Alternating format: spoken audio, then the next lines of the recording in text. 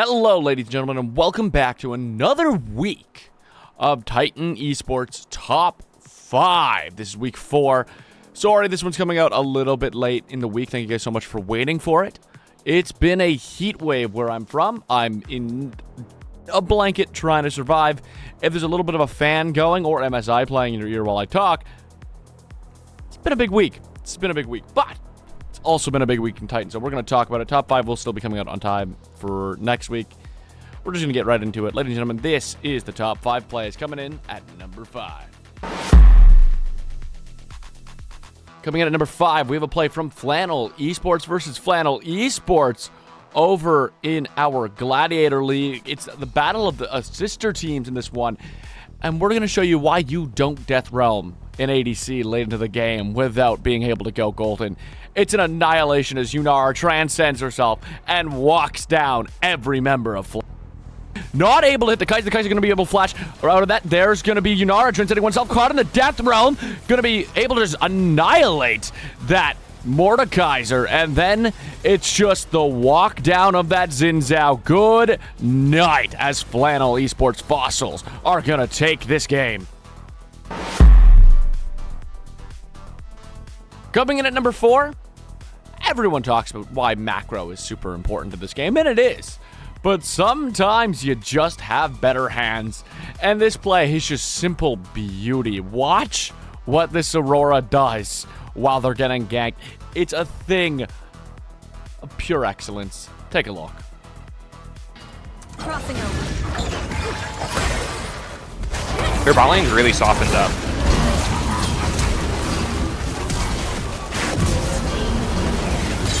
Let's go. Let's. Coming in at number 3, Zahen does Zahen things. It's the 4th week in a row we have a Zahen play on this list, and you're going to see why. Once again, guys, ban this champion. Why did they buff him? Why did they buff him? We'll never know. Oh, okay again. Is this illegal? Oh wait, no, never mind. No, I know. Careful. Careful. I'm going. I'll go. Starner, just hit Starner. Nice. Starner. Kite back. I'm like full out of this fight right now. I'm fine. Was it back fine? Hell yeah. Yeah. Work with the hand. Work with the hand. Hell yeah. We're fine. She's the last one. Good fucking. Coming in at number 2, range is overrated when you have a Nyla on your team. This is a Nyla who just finds their way into the team fight, has a Lulu keeping them alive, and annihilates it with a pentakill. If you're going to send me a pentakill, it's going to make the list. Ladies and gentlemen, let's take a look. Okay. Lulu flash. Yeah. I think we can end off of this. Oh. I'm gonna chase Malf. Just end. No, Unless you want Penta. Penta. Wait. Let me get it. Penta. Deny the Penta. No, get the clip. Nice job, Ella. Thank you. She last Much skill. Holy I think Raptors are dodging me. Of course, with every week, we do have our honorable mention. Some of the submissions came a little bit late this week, but we extended the time limit. Make sure you send your submissions in, as always, and let's take a look at these honorable mentions. Oh, careful. I think I'm dead here. I'm in there. Oh, that's fucking game over. Oh my gosh, GG. Alright, let's push mid and take dragon. It's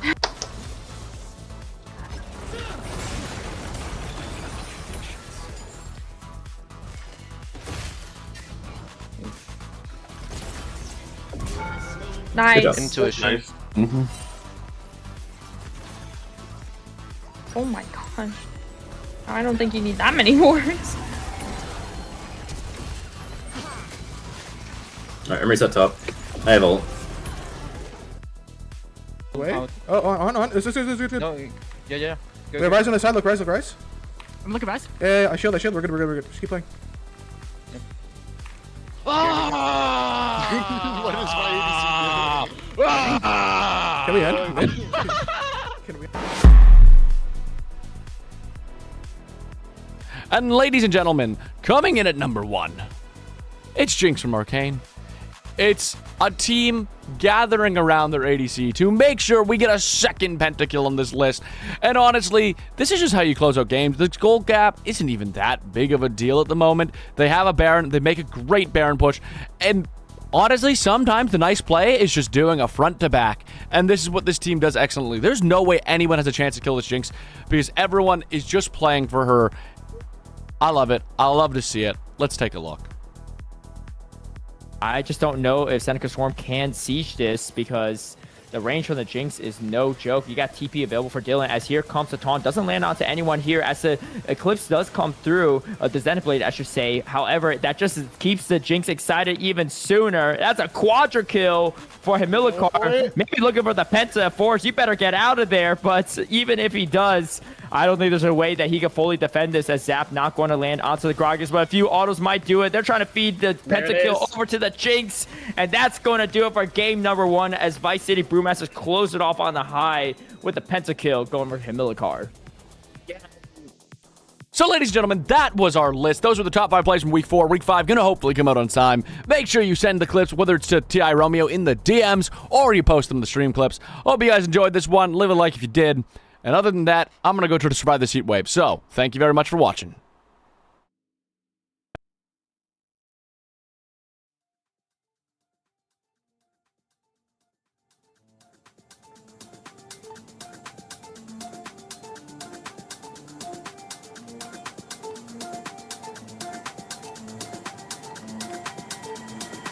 You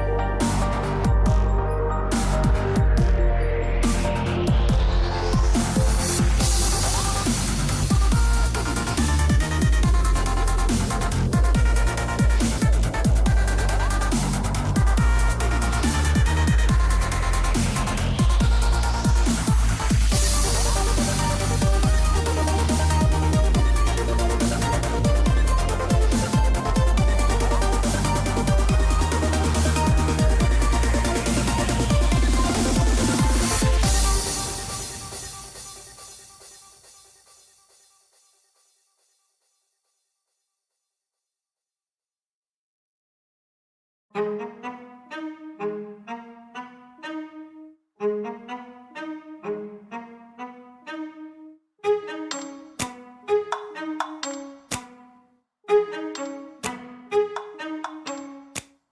ride with me if you ride with me, you can slide with me if you feel like 550 on the 5 sticky, come get high with me, that's a deal, right? Ride with me if you ride with me, you can slide with me if you feel like 550 on the 5 sticky, come get high with me, that's a deal, right? That's a deal, right? That's a bet, right? That's a bet, right? That's a deal, right? That's a deal, right? That's a bet, right? That's a deal, right? That's a deal, right? That's a bet, right? That's a deal, right? That's a deal, right? Ay, coming down like precipitation. I ain't never met a limitation. Hater plotting my elimination. Gotta go to Google for the information. I'm a superstar, so I gotta shine. Top dollar be the bottom line. Bottom feeding niggas out of line. Turn your heart rate to a dotted line. Yeah, my zodiac probably dollar sign. Got the energy to win it, my nigga, I'm feeling great. Got a date with destiny, focusing on my fate. I don't give a fuck what you rapping, you been a fake. I'm everything that they ain't, it can't be, it won't be. Wanna see me fall, I can't go, I won't leave. Coming from the block with plain clothes and police. Straight up to the top with bankrolls and rollies. Ride with me if you ride with me, you can slide with me if you feel like 550 on the 5 sticky, come get high with me, that's a deal, right? Ride with me if you ride with me, you can slide with me if you feel like 550 on the 5 sticky, come get high with me, that's a deal, right? That's a deal, right? That's a bet, right? That's a bet, right? That's a deal, right? That's a deal, right? That's a bet, right? That's a deal, right? That's a deal, right? That's a bet, right? That's a deal, right? That's a deal, right? Ay, 12 can't really stop shit, so I'm still pushing like a mosh pit. Ice dripping, think I'm hot shit. In a yellow bucket with the mop stick. I've been jugging jams like wholesale. Everything must go sell. Hitting bitches with the old well. Need 100 million on the low scale. On my worst night, I'm the best nigga. Wouldn't mess with you, couldn't cap to him. Homie spotted me like 700, brought 1100 right back to him. If I can't do it, then it ain't real. I just make dollars, I don't make deals. I've been going hard in the paint, still blowing kush clouds till I can't feel like. Ride with me if you ride with me, you can slide with me if you feel like 550 on the 5 sticky, come get high with me, that's a deal, right? Ride with me if you ride with me, you can slide with me if you feel like 550 on the 5 sticky, come get high with me, that's a deal, right? That's a deal, right? That's a bet, right? That's a bet, right? That's a deal, right? That's a deal, right? That's a bet, right? That's a deal, right? That's a deal, right? That's a bet, right? That's a deal, right? That's a deal, right?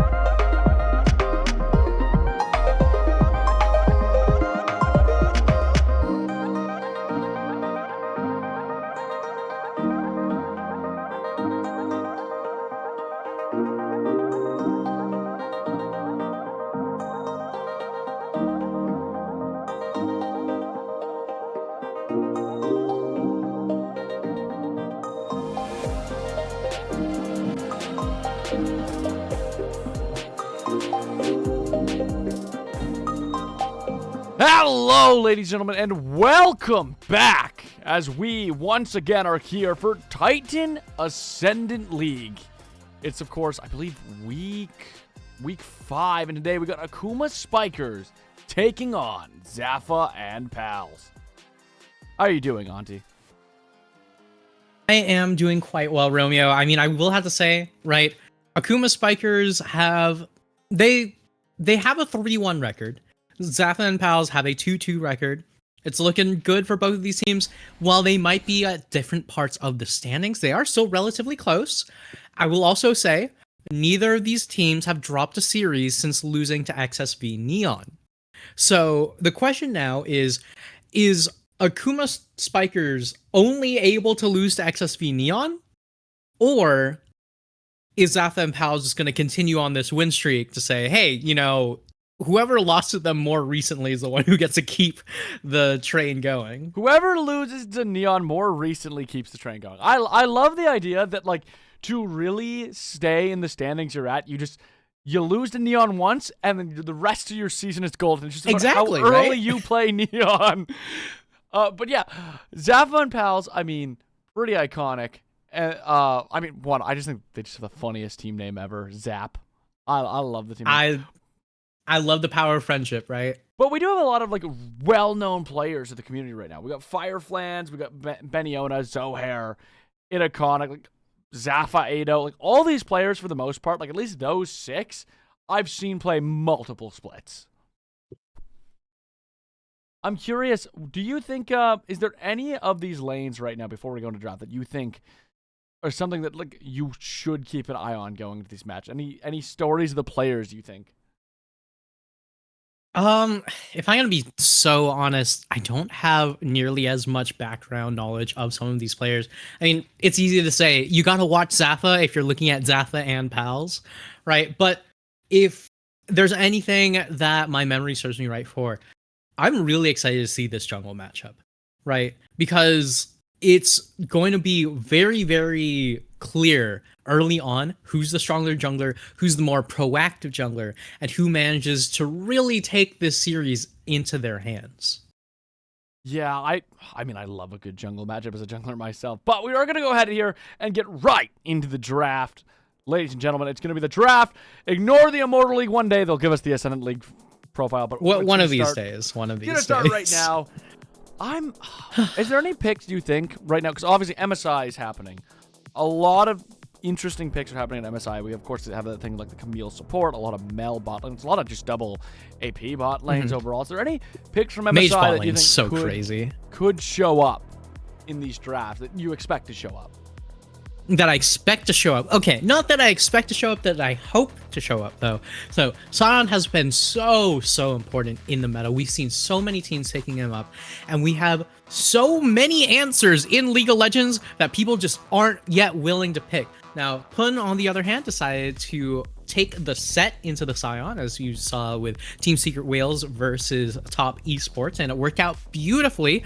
It's a classic counter pick. I don't understand why these, not necessarily hyper meta champions aren't being picked up. So it's things like that I'm looking forward to, right? Lucian Milio, we already know, is really strong. Mel bot lane into any team that picks Seraphine, extremely strong. But in the meantime, I would love to see some of these lower tier picks that still have their places, right? They're all going to be taken up very early on. I don't like this because one of the things that makes Mel so dang strong is when you can play her in a fearless draft setting, and you can play her with no threat of backline diving access. But instead, they're just going to take it up blue side, blind, first pick. On the other hand, we have the Sivir, we have the Zehen. So Zehen can still flex a little bit, but almost certainly going to be going into that top lane. I still don't know if we have those backline diving threats that we can really expect to see to counter this Mel, though. At the moment, no. I think the one thing this team has going is there's not a lot the rebuttal can be used for at the moment. But obviously, like, Akuma's drafting a very MSI draft right now. Wukong as their jungler. It's like probably the best 5v5 jungler in the game, in my opinion. I think Wukong is still even slept on in solo queue. Camille coming out pretty early.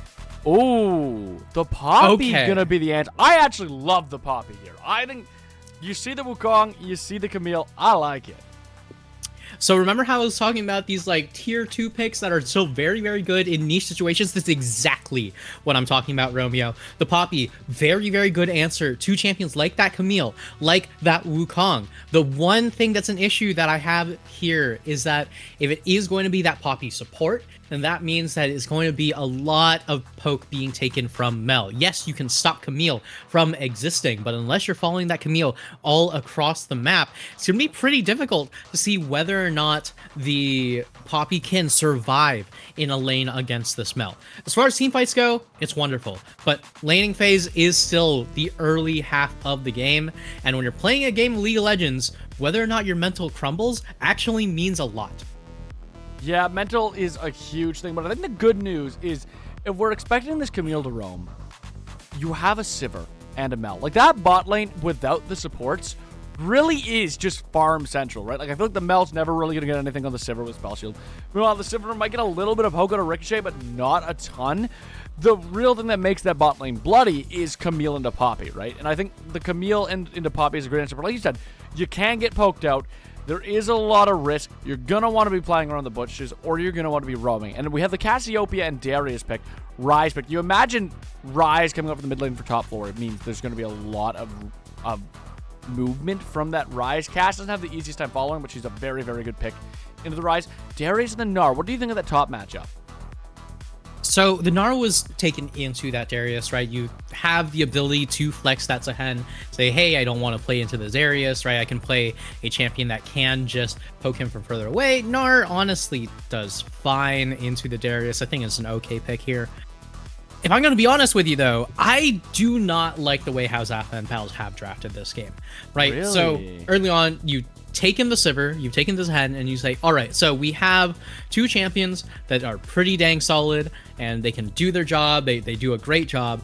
We have Poppy to make sure that some of the enemy team can't do their job. We have Ryze, one of the OPs on the patch. And this is all wonderful drafting if you close your eyes and don't look at what your opponents have on either side, right? So Akuma Spikers, what they do have for themselves, right? They have a Mel who loves when team fights go on for as long as possible. There are no enchanters on this team, so team fights, whether or not they're going to be going on for that long, a little bit of time to be discovered. The Cassiopeia, fully open and available as the immediate counter pick to the Ryze. I mean, Ryze is one of those OPs. You have to be wary of Cassiopeia. You have to be wary of Anivia, right? And the Darius just taken blind, and the response is a Gnar who, it's not exactly a hard Darius counter, right? So in the meantime, it's looking pretty fun in the bot lane. Yeah, it does look pretty fun immediately. Already a lot of damage going. Inaconic even showing up for that. Hits a Nimbus strike on the Sivir. Is the one who ultimately loses the most health, but he'll hero back up at his camps. Overall, though, a pretty even trade to commit your jungler to losing a lot of that tempo, right? He's going to be like 10, 15 seconds late here getting to his jungle camps. Might be pretty late getting to the jungle camps, but the big question is, are you going to have enough priority in your lanes to actually punish this Wukong, right? So Hen, one of those champions that doesn't really get that far into invading if you are playing against the Wukong, but early on, I will say, this is a little bit of extra aggression from Chief that we don't need per se, right? Poppy doesn't have the heroic charge available though, so it does mean that you have the ability to at least threaten a lot more at this level 1. Yeah, I do think that level 1 threaten is pretty sustainable. Of course, we're looking at the bot lane right now. There's the level 2 is going to be hit immediately there as well. Both of them coming up at level 2 around the same time. We didn't really get that level 2 engaged. Sivir, of course, down a flash at the moment. I wonder what's going to happen here on the sense that we have Wukong pathing top. Zahen pathing to the bot to try and cover these two. He's even taking that early back to try to like get the early item. Oh my god, wait, flash forward from Ado, trying to find Arcadius. Isn't going to be able to. Sivir, that might have been way too antsy there. Sivir going to find Chief, and they're going to find Ado. That is a rough start to this bot lane for Akuma. Yeah, and just like that, Otto going down early alongside Chief Canary going to be seeing that final tune very early on into this laning phase. That is terrifying for the side of Akuma Spikers. In the meantime, top lane doing very, very well for Fireflans. This is the Storm Raider Surge Darius. The Q flash is something you have to be very wary of. The barrier going to be burned away as well. And there's the flash finally going to be taken up there. So that is a full-on Ghost advantage here. Good ward coming in from this Gnar, trying to make sure that there's not going to be a dive. But unless Jirzahen is here, I don't think that you're allowed to look at this minion wave. Yeah, oh, there's going to be the dive as well. Idaconic tries to hop in. Gnar able to bounce away, but it's not going to be enough. They do 1-for-1 trade it, though. Gnar able to find the Idaconic. He is still going to lose the lane. Overall, still a good trade for Akuma. But nonetheless, your Wukong going down is not how you hope that's going to play out. Yeah, definitely far from what you would hope for if you are an Akuma Spikers fan. But at the very least, this does mean that that full wave shoved into tower should mean a big buff for Fireflans. But look at this bot lane. Once again, he is going to be able to pull Ado back. Ado gets slammed to the wall by the Poppy. It's lights out for Ado. Yeah, I mean, Otto going down. 0 kills, 2 deaths. Very, very difficult early on, especially when you've burned that teleport already, you burned that flash, you have no boots to walk away from these ganks. You still have to remember, I said before, Mel is incredible when there is no backline diving threat on the enemy team, and I don't think that you can really consider a lot of Zafa and Pal's team composition as a backline diving threat. That being said, you're still at a mobile you're still a mobile mage, right? In this bot lane. I was almost saying a mobile 80 carry, but you know, as far as the game state's concerned, you might as well be, right? You have to be so careful here. You cannot be stepping up any further than you usually would on an 80 carry, and this Mel just going to get continually just blasted by both the bot lane and the jungle. Yeah, the Mel is in a bit of a rough spot right now. There's already that bounty appearing onto Zafa. It's difficult right now. At this point, you would imagine Sivir should just have permanent shove over that Mel and over that Camille. Camille's going to have a hard time leaving lane now, and in lane Camille gets kind of nullified by that Poppy a lot of the time. Yeah, I mean, it's so strong, but you have to really think to yourself, what is it that the entirety of this team is going to do, right? Sivir getting an early lead, very, very good for the side of Zafa and Pals. You can trigger on the hunt. You can get a very, very good amount of team fights around these dragons, but are you going to be able to hold on to this lead long enough into the late game where Mel damage isn't going to be a concern anymore, right? There's just Mel damage, Cassiopeia damage, so much DPS magic damage, and unless your entire team is building Maw Malmortius, I don't know how easy it's going to be to deal with this on repeat.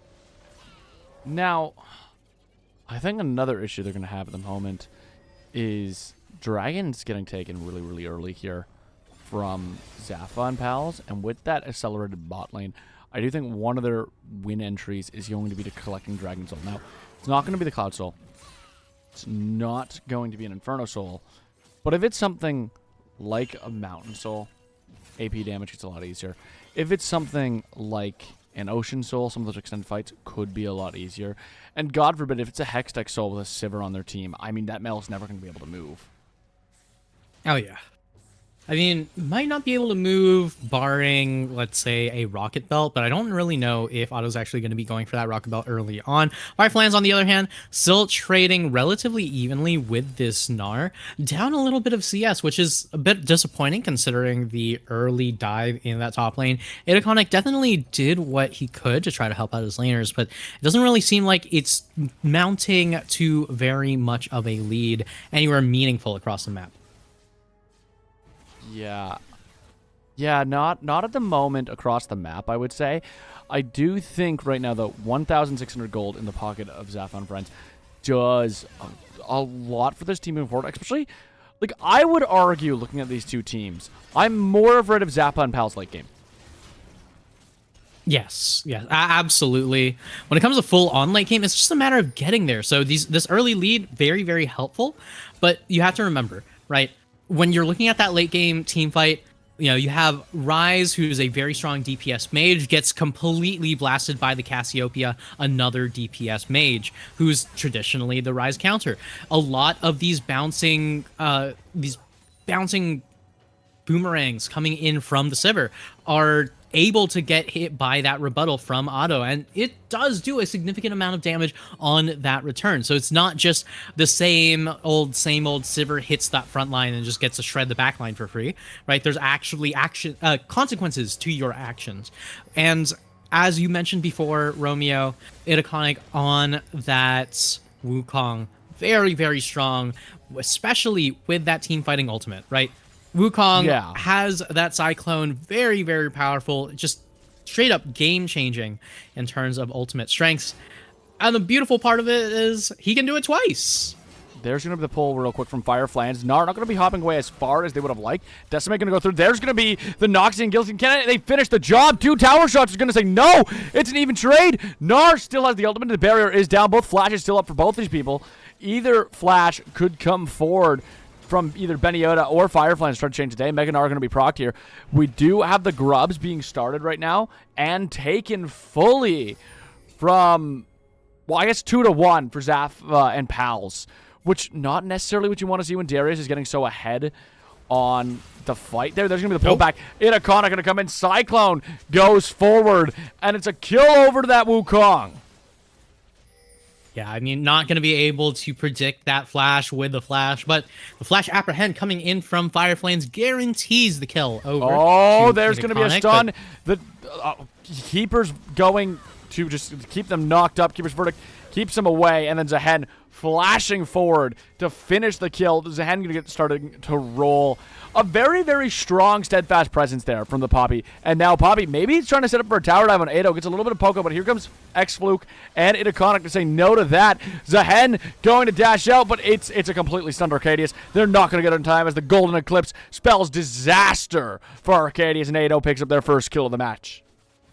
Yeah, I was about to say, right? Otto walking up that just like that is something that should be setting off alarm bells in your head, right? On one hand, you could sit there and be like, oh, well, obviously, Otto, hold that thought.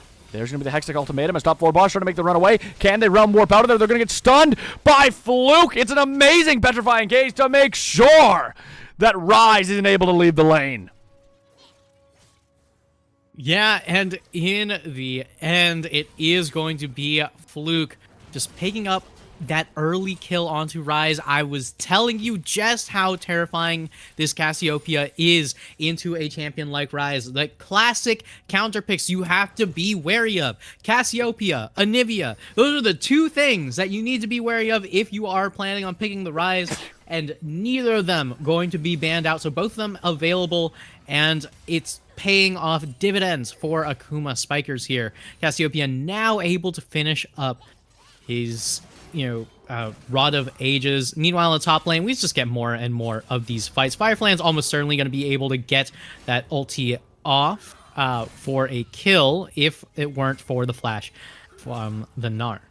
Now, Gnar is going to have that barrier up shortly. We could maybe see a trade come through now that Gnar has the ultimate, but it does look like Fireflans is going to just take a quick back here, head back to the base. He is getting more and more gold. It is still a much more even top lane than you would expect with Darius having that early kill.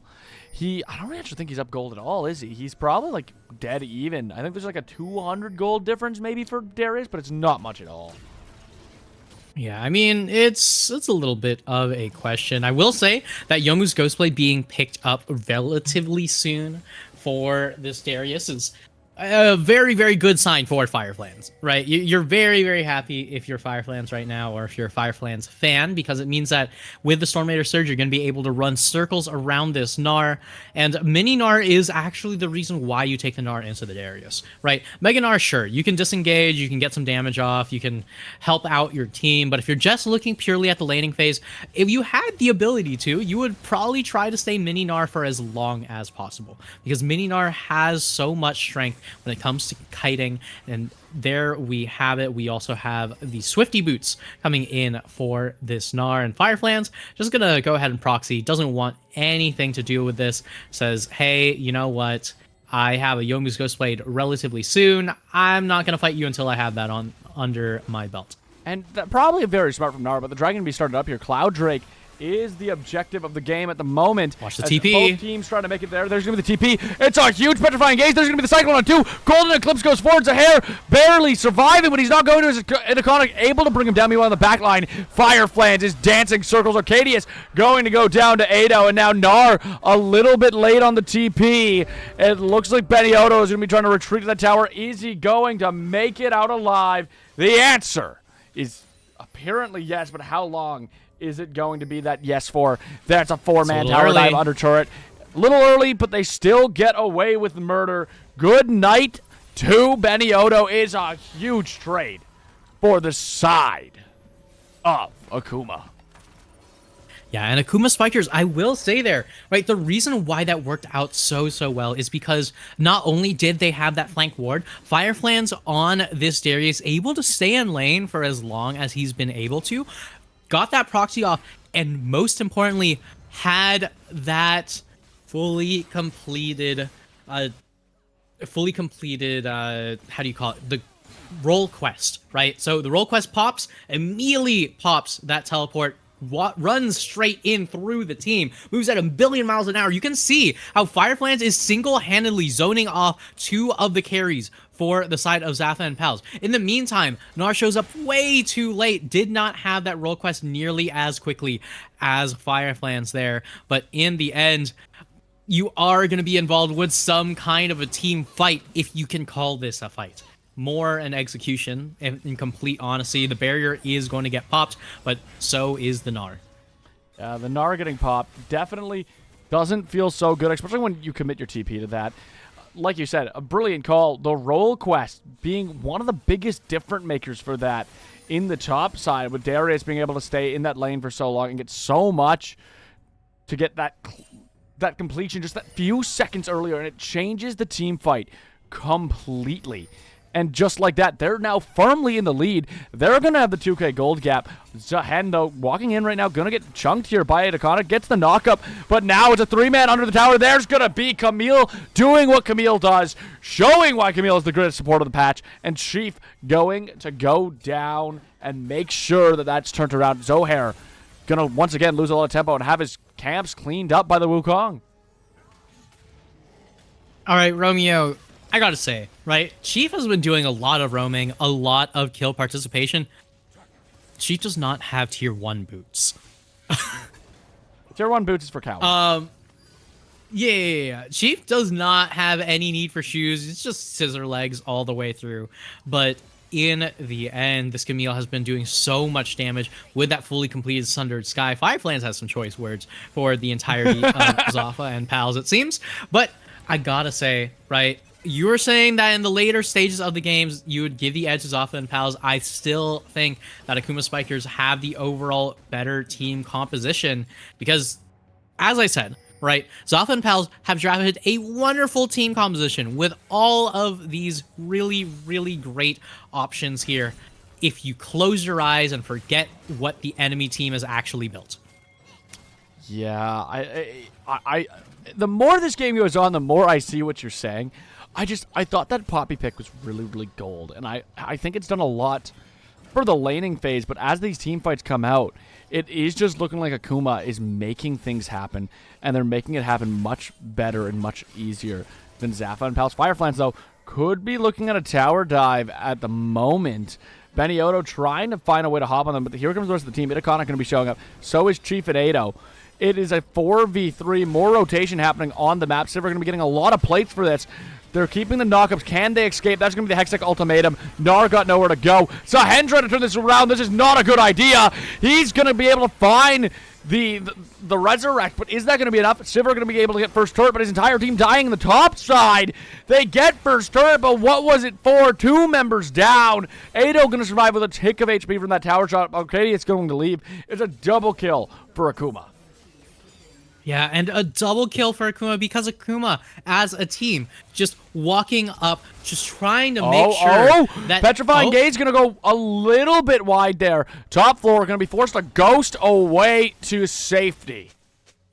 Yeah, no, that wasn't even Petrifying Gaze. That was just, you know, Miasma, miasma yeah. there. Fluke doesn't even need the Petrifying Gaze to make this 1v1 terrifying for top floor boss. As you can see time and time again, you can't just blind pick Rise when both of his hardest counters are available, right? This is the exact thing that I was warning about, Romeo.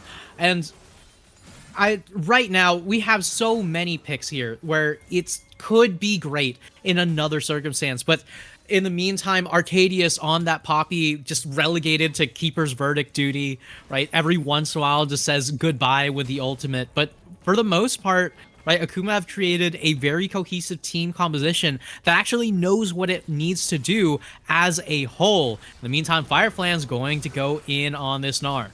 Yeah, trying to ghost on top, but Gnar with those Swifty boots, it's just able to get away so fast. Meanwhile, Hextech are going to be picked up on the other side of the map. Gnar actually might be caught here. Firefly staying on top. The Noxie and Guillotine going to come through shortly. Zahen trying to get there in time, but it's not quick enough as Firefly's able to find Gnar. The question is, can they clean it up? Here it goes, and the answer is yes. Shutdown 2 going to go over to Zafa. Shutdown going to be going over to Zafa, but that's 4 people committed towards this top side for Zafa and Pals. What are they going to get from it? That is going to be the tier 1 top lane tower. Fireflies and Zafa, y'all need to go to like a couples therapy or something. Right? I don't know what's going on over here because it is extremely personal this time. Fireflies and Zafa. Apparently the rivalry to rule the ages up here at Ascendant. Both of them looking to find a win over each other. Arcadius keeping Chief from being able to dive the Sivir here. Firefly's still running his mouth. This man's Has Zafa said anything? Yeah, I believe. Oh, see if I can pull up. I think it's all Fireflies. It is very one-sided. Wait a minute, there's gonna be the knockup on Ado. Can they find it? Top floor boss comes in late. Zahen going to find the shutdown on that one, and now Zahen gonna be starting to get the ball rolling. Yeah, I mean, the follow-up coming in from the Zahen, and the Rift Tower will almost certainly be going down here. The flash required to get away from that Rise pick. And all of a sudden, it is going to be another 4v4 available. Oh. This is a Camille support, right? Like, that's just so much damage coming on in. And the be a nightmare for the Zahen. Immediate death, and Baron spawns now. You don't have your jungler, but you also don't have your Mel. It's not an easy take. Iconic diving that backline. There's going to be the pushback. Petrifying Gaze going to miss here. Both teams wanting to take the fight, but also not want to die. Fluke going to be caught a little bit. There's going to be the pull from Fireflies who gets shoved in the back line. It's a 1-for-1 trade. Both top laners going to fall now. Top floor boss fights Fireflies. Yeah, both of these top laners going to be going down relatively early on into the fight. Means that nobody can be going for this Baron. There's just so much AoE damage coming in from both teams. In the meantime, Otto does have that Rocket Belt finished up, so no longer are you going to be the super mobile mage in that bot lane. Instead, you're going to be the kind of sort of mobile mage every once in a while in that mid lane, as the side lanes are continually just dedicated to these winning 1v1s for the side of the Akuma Spikers. Yeah, the winning 1v1s seem to be the big thing right now for Akuma Strikers. I mean, there is so much gold sitting on Fireflies. Fluke right now might have not won the CS battle, but at the end of the day, they've won the war. They're 2 items here. They've already got the fully stacked rod. It's looking very good for their solo laners. It is going to be very much on Zafa to try and find winning team fights. And a 1-in-6 Gnar is not going to help. My big question here, honestly, oh God, Iconic going to find the Cyclone again. Good night, 1-in-7 Gnar. My bad. I spoke too soon. Petrifying Gaze going to miss again, though. Ado able to keep Sivir at bay. However, here comes Zahen diving forward. Finds another shutdown. The Grim Deliverance goes hard here. Arcadia's going to be caught in the back, though, by Fireflies and by Chief alongside Zafa. Both of them going to go down. Meanwhile, here's Iconic does not have the Cyclone available to take down top floor boss, but at the end of the day, it's a 3-for-2 trade. Wait, Fireflies. In the meantime, Fireflies just chasing down this Zahen.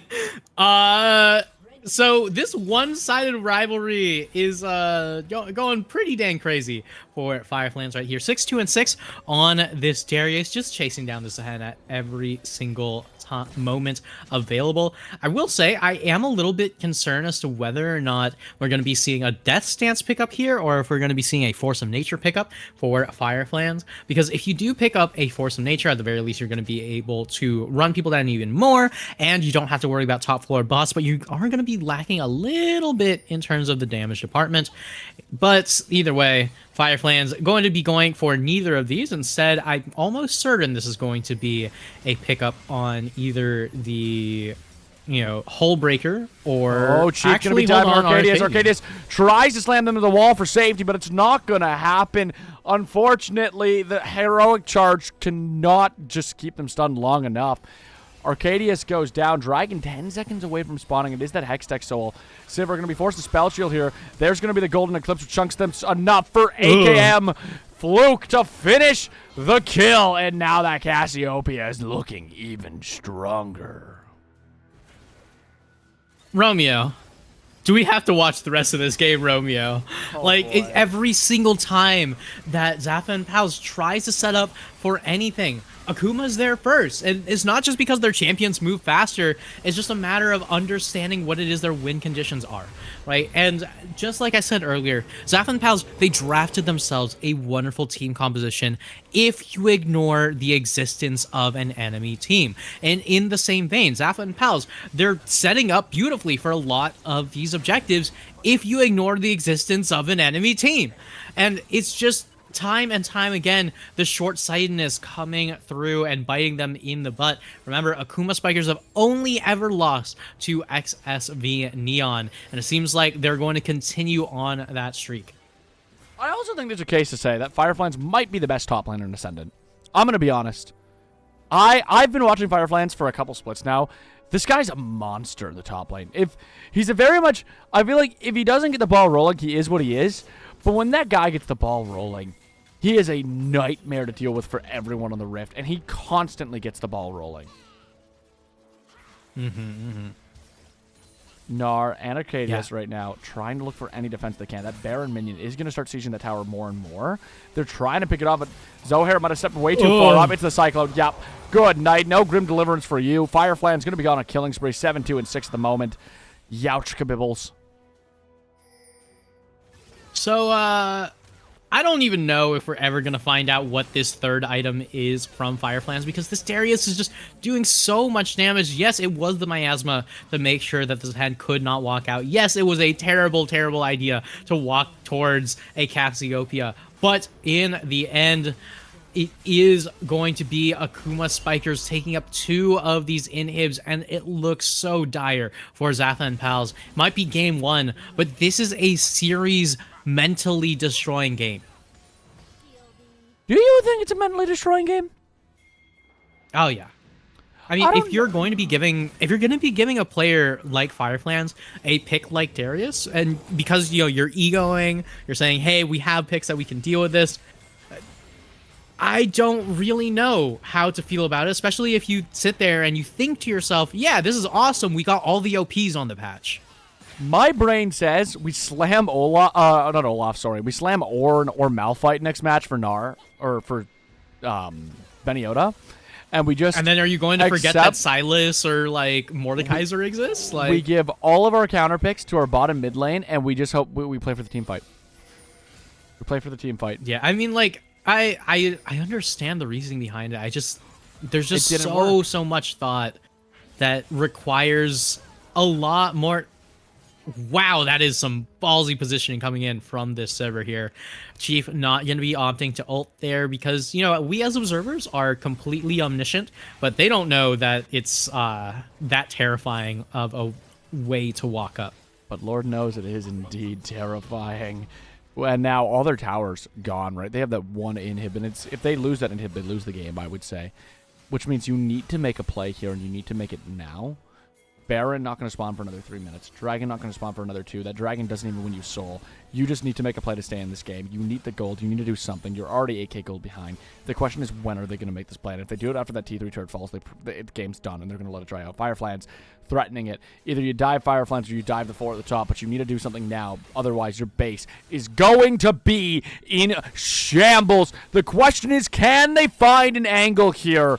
With so much collapsing around them, their world is falling, and they're getting chunked. There's going to be the golden eclipse, the cyclone from the... Wait, there's a huge Gnar knockback. However, the petrifying gaze is going to do a ton. Grim Deliverance does pop. Fireflans taking everybody out under the turret, but can Zahen stop them? Fireflan's going to take a couple tower shots alongside Itaconic, but they are able to get away just in time. Zahen finds Ado. Can Zahen find Chief? Yes, they do. Zohair going to go down, but Itaconic and Fireflans able to get away. It's a little bit of gold back in the pockets. They've claimed 2k gold. They keep the game alive, and the inhibs will be put to waste at this point as Dragon going to be spawning in a minute.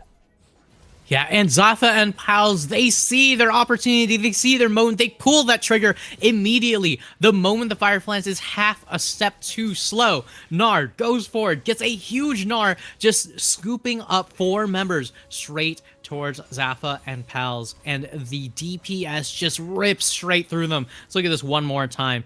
Gnar walking up, taking a decent bit of damage, doesn't have a way in, gets locked up, but the Gnar to send 3 towards the backline just changes the scope of this fight. So much damage coming in from the tower as well. This is illegal, y'all. You cannot be doing this. And one more hook onto Chief guarantees that last kill there. Dragon almost certainly still going to be going over to the Akuma Spikers. But Zafa and Pals gave us a chance to believe in hope. They gave us a chance to believe in hope. At the end of the day, still not Soul Dragon, but still not where you want to be. Another Hexic Dragon going over is not a fun time for anybody. Well, I guess it's a fun time for Akuma, but it certainly isn't a fun time for anybody on Zafa and Pals. Baron going to be spawning in 33 seconds. You kind of need Baron or you're just going to lose the game as well. You are getting a lot of gold off the inhibs. Realm Warp going to fail. Top floor boss. Oh, man. Oh, this is not a good death to be taken right before Baron survives for so long. Could you imagine if that was a team fight? Ado, though, on the run from Gnar. Gnar going to be able to slam them back. However, the Golden Club's going to do a ton of damage. However, Arcadius finds Otto. Not the kill you want on Poppy, but a kill nonetheless. Otto and top floor boss both going to be down for this Baron. The question is who can take it. This should be a fight over the Baron, you'd hope. Yeah, I mean, at the very least, Otto going to be able to get a lot of damage over the entirety of Zafa and Pals. It does mean that Akuma Spikers now have the opportunity to still look for a Baron of some kind. You have the Cassiopeia. Remember, it is not your AD carry. That is your DPS. It is your Snake. But right here, the biggest question that I have is whether or not the Zafa and Pal's team composition has what it takes to actually contest something like this, right? There is the ward, the hen, not going to be able to get an in here and not going to be able to do much but sit in the chair and watch the Baron get taken away from them. Yeah, the Baron just gets stolen. We don't even attempt to steal from Zohair. And I get stealing ruins the fight a bit, but surely you're this far behind. You know you're this far behind. Dragon's not on the table. Surely you go for the steal, right? I don't think so, right? Like, going for the steal, sure, it is going to be the soul. At that point, you're not making a game-winning play, though. You'd be making a game-saving play. And when you're in a position like this, with a team fight composition like this, sometimes the game-saving play isn't only... You don't only have one option for a game-saving play. You could always opt to fight under these Nexus Towers against all of these Baron buff minions, but I think that fighting away from the extra little help from these Nexus Towers is going to be more harm than good. Yeah, it's just... It's a lot of harm. You know your inhibs are going to fall again. There's nothing you can really do about it. Your team doesn't have that good a wave clear. I mean, like, Silver Rise definitely have a bit, but it's not going to outpower these Baron pushes. The question is, can you find anything? There's Wait, going on to the be the T3 hunt? turret. on the hunt was Pop. Can they go forward and find anything? Gnar gonna miss. The hop goes forward. They do land the root on Chief. Chief gonna be able to use that Hextech ultimatum onto the Gnar, but they still go down. There's gonna be the Golden Eclipse to send some back. Gnar gonna go straight to the gray screen. Top floor boss and Ado are there hovering in the back. Wukong and Fireflans are just taking the entire base. Sivir trying to run back to get to it, but it's gonna be a destroyed Nexus. We left our base open for Akuma, and they've sent it home. That's gonna be game 1 going over to the Akuma Monkeys. Yeah, and no way the entirety of Zafa and Pal is going to be going down in game number 1 because Akuma Spikers played to their win conditions. They knew exactly what it was available to them, and they managed to clear it past that finish line in the end with beautiful counter picking and team fighting, but most importantly, positioning around the objectives properly earlier than their opponents. We've seen this time and time again. The team that gets set up earlier ends up winning that team fight, and when you have the Dragon stacking going, when you have the Baron stacking going, it's so difficult to find a way past this. Yeah, it is. It's definitely difficult. I do think the mental might be preserved. Like, it seems like Zafa and Fireflans either have a really heated debate or a friendly rivalry. Fireflans not going to win on Darius next time, no matter what. That's good for Zafa and Pals. The question is, can they pull it back? Okay, obviously, but like, what if we gentlemen, right? What if we gentlemen? I actually don't understand the reference. No, just gentlemen to let the Darius through one more time. I don't care that it's fearless. We gentlemen and we let Fireflans dominate the game again. You know, that sounds like a phenomenal idea. Honestly, Anti, why don't you and I just draft for them, and we can just draft Fireflans Darius, and I'll draft Beniona. Like, what's like the worst matchup in a Darius in the game? Yumi. I'll draft Beniona. Yumi, it'll go great. It'll be absolutely fantastic. But of course, this being game 1, Zafa did find a lead very early. Wasn't able to do anything with it. Is there any idea we have for what Zafa can do going into this game 2? If I'm going to be completely honest, Zafa need to go for a draft that remembers your opposing team also has picks, right? You did a wonderful selfish team composition, but you have to remember what it is you're worrying about when you're picking up these champions, right? Rise no longer on the table, so you don't have to really worry about the Anivia and the Cassiopeia in the same way. Meanwhile, things like Orianna Jarvan are on the table. Orianna Nocturne, Orianna, like just there's a lot of things that are available. Seraphine, Senna, right? There's just so many different options that I could go on and on talking about, but the big thing is you have to be wary about both your strengths and your opponent's strengths. Either way, game number 1, banger of a game for Akuma Spikers. Zafa and Pals are going to try to recuperate just in time for game number 2, so don't you go anywhere because it's bound to be just as fun.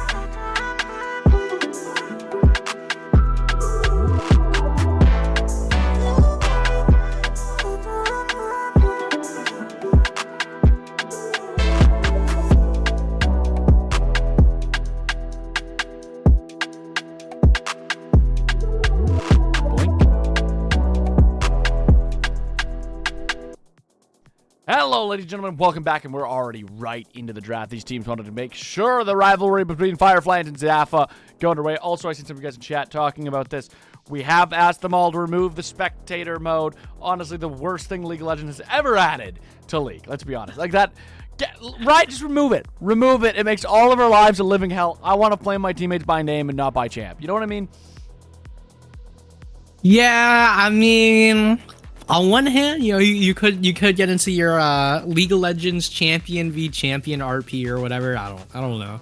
Like, people have their own little fun ways to do it, right? Like a Thresh versus a Lucian, for example. They just start talking about like, yeah, I sucked your I'm gonna soul, kill you. you. Know what I mean? It's like, I'm gonna kill you. It's like, I'm already dead, right? Like, either way, we're gonna have to see whether or not Zafa and Pals is already dead in the water, or if we're gonna be seeing a comeback in this game number 2. So Zafa and Pals are going to opt for that red side second pick, and the Ziggs early on for Akuma Spikers. I gotta say, I don't hate it, right? Ziggs, another one of those flex picks that is very, very good. I'm not the hugest fan of it, once again, because as before, you have a lot of things that you can just pick into them. Just makes it a little bit difficult for you to actually get yourself back into the swing of things if you do end up getting counterpicked in both mid lane and in bot lane. But Ezreal Karma isn't exactly what I would call a Ziggs counter, right? It's a neutralizer. Yeah. It says, hey, I don't really care what you do. We're going to be fine. It'll be okay. So honestly, Otto's very, very happy to take up the Ziggs. Ziggs Bard particularly solid together, right? I mean, you do have the Tempered Fate. You have the long-range wave clear to make sure that Ziggs doesn't end up in trouble when you do have... Well, that is very clearly going to be a Ziggs bot lane. Akshan almost certainly mid, could be top lane, but I feel like in the current meta, we're seeing that in the mid lane. Yeah, no, Akshan has to be mid lane here, and the Yone going to be the answer to it, it looks like. I don't think that's going to be a Yone top. It's almost certainly a Yone mid. I love the Ezreal Karma bot lane. Bard's my favorite support in the game. I think the Mage ADC is just generally better than regular ADCs at the moment, but like Ezreal Karma poke can do a lot if we're not playing on the wave properly. Akshan's a crazy mid to the line. Yeah, I mean, the thing about Akshan is that as a mid laner, very, very, very strong into basically all of the meta mages right now, right? I mean, anyone who wants to be close up and personal with Akshan in that mid lane is going to be AD, right? And that means that this team is going to be forced to go so much physical damage. You're bound to have, you know, like, what, one magic damage champion on this team at most, and it is going to have to come from top lane. And if it doesn't, Malphite's on the table. So, I mean, I will say, if you do take Malphite and Zafa and Pals take Sylas, it kind of just makes it very, very clear what's going to happen. But in the meantime, Otto are going to take up that Mundo for Itaconic, I'm almost certain. And in the meantime, this should be yet another one of these big threats. Rumble, a very, very meta threat. We're probably getting like Cassante or something here, but I don't like it. There's just not enough magic damage on the side of Zafa and Pals. Yeah, it's not. Well, Kale gonna. That's a lot of magic damage. So can we agree that the last 4 picks in this draft is whack for each side? Like the last 4 picks in general. Like what? I think Mundo. I don't know. Mundo and Rumble is okay. The big thing is that your team has very little actual setup as a whole for this equalizer, right? So you are going to be able to get the Rumble with... Oh my god, Chief. What is wrong with you? Chief being... That's not Rumble! That's Olaf! Huh?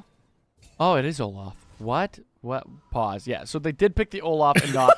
They swapped it on the drafter, it looks like. I think they said there was a swap that happened.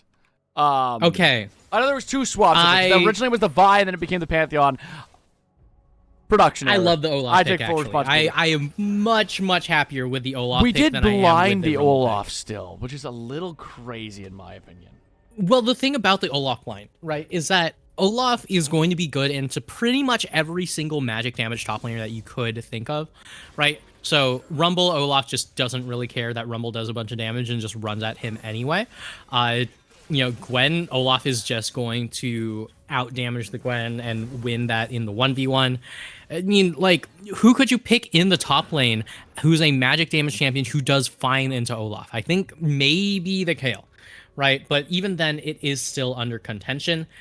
I don't hate the Olaf line, and I think at this point is Fireflan's just throwing down that gauntlet, saying we are absolutely going to go to war here. Yeah, I mean, Fireflans knows what he wants to do. I think, like, I get the idea of Kale is that if we survive lane against the Olaf and, like, we stay, like, kind of even, it's, like, huge. It's, like, huge. If we don't do that, though, we never become a champion, we never come online, and we're ultimately just useless in the game. Yeah, but I will say, finding Olaf useless is pretty dang rare when you also have a Mundo to back you up as a diving buddy, right? So if your team's not horribly, horribly behind, you should be doing fine in this overall game state with a lot of damage composition. coming. Ado almost gonna fall under the turret, 1 hit away. It's one good arcane shift from just like dying, really. I mean, real. Does any ADC like playing Mel? Me, I do that. No, you like winning games. Do you like playing Mel? Yes. Why? Oh my god, I haven't wait. seen The Arcane. stun goes forward. Lots of damage gonna go through.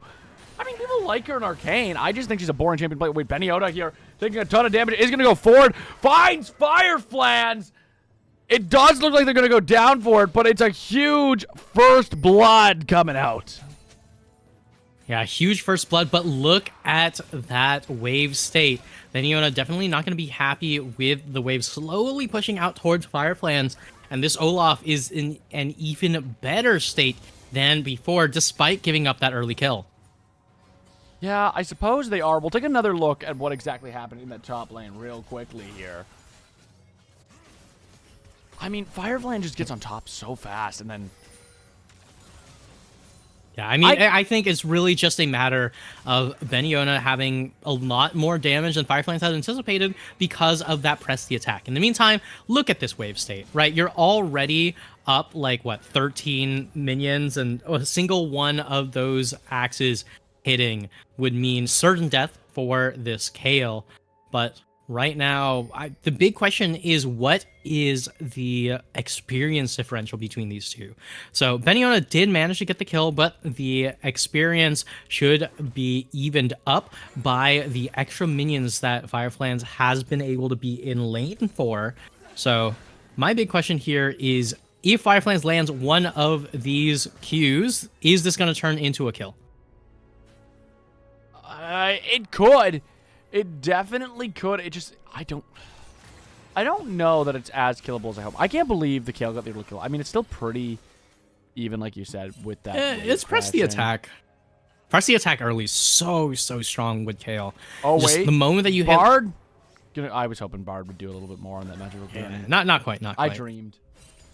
Yeah, but at level 6, Beniona is actually going to be able to do a lot more with controlling the wave state and making Fireflands hurt a little bit more. So this early deficit is what we sort of anticipate. I don't think Fireflands is looking for the dive, not from 100 to 0. So instead, just going to get this wave shoved all the way in, get that reset, go back to base, and then hopefully, for the side of Akuma Spikers fans, going to be able to get back right in time to pick up the rest of the wave, while Beniona is very happy to pick up as much experience as possible. Yeah, Beniona just trying to play that experience game. I mean, the quicker you hit 16, the more you're a champion. Even the quicker you hit 11, the more you're a champion on Kale. It's just... I am kind of worried for Fireflands.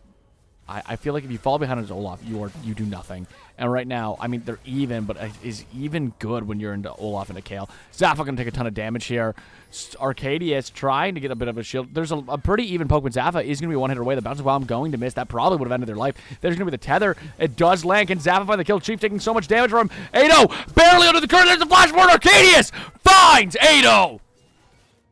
Yeah, and Arcadius and Zafa just playing so well in this bot lane, punishing in the 2v2. The big thing that Otto has on this Ziggs is the ability to just not have to play the 2v2. But in the meantime, we see the flashes, we see the dashes, and Fluke not going to be able to take it out.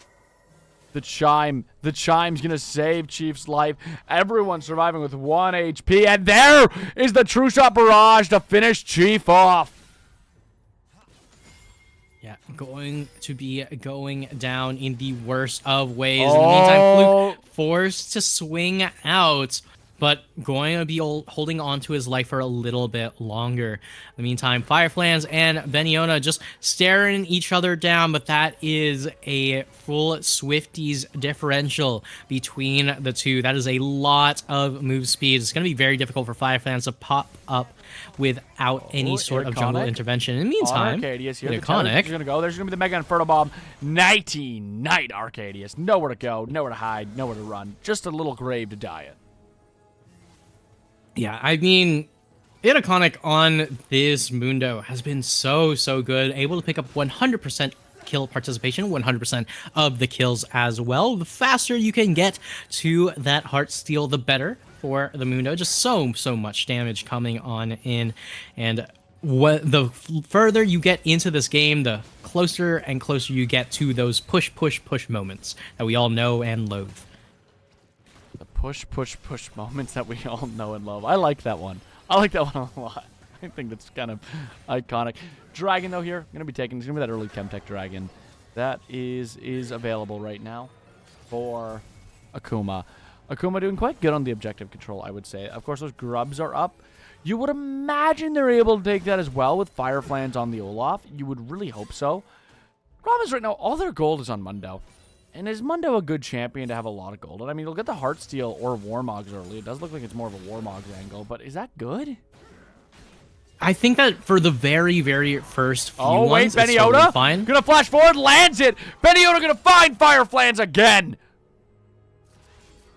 Yeah, and Beniona on this Kale. We were doubters, but we're being proven wrong. Firefland's going to be going down. Still no boots in sight. Almost certain that Firefland's actually did pick up magical footwear if he's not going to be getting boots this early on. But in the meantime, Fluke and Top Floor Boss still just going to be trading back and forth and back and forth. Just so much damage between these two. 7-6 versus 6-7 on the CS counts, but this Akshan is bound to be a problem in the later stages of the game. So if you're the side of Zafa and pals, you want to figure out a way how to shut down this Akshan. You want to figure out a way how to make sure that he doesn't just run straight through all of these team compositions. I love seeing Akshan in the mid lane.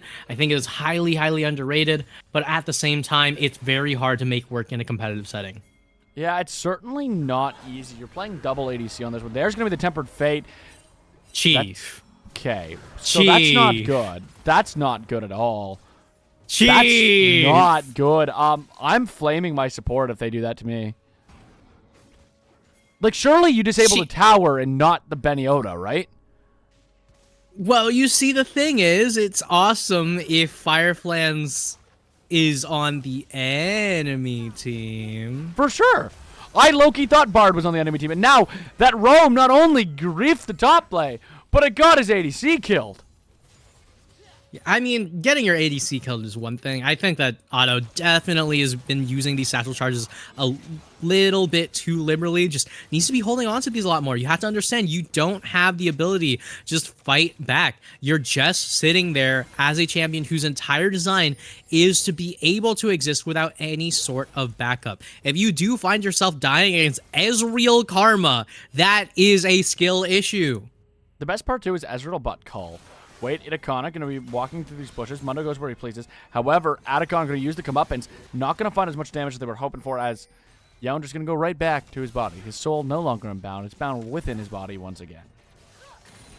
Yeah, but in the meantime, Fluke just going to continue to clear out all these waves. Itaconic just struggling to have any sort of impact on the map outside of these early 2 kills. Fireflans, on the other hand, on this Olaf, we were doubters, and Beniona just proven us wrong every single turn.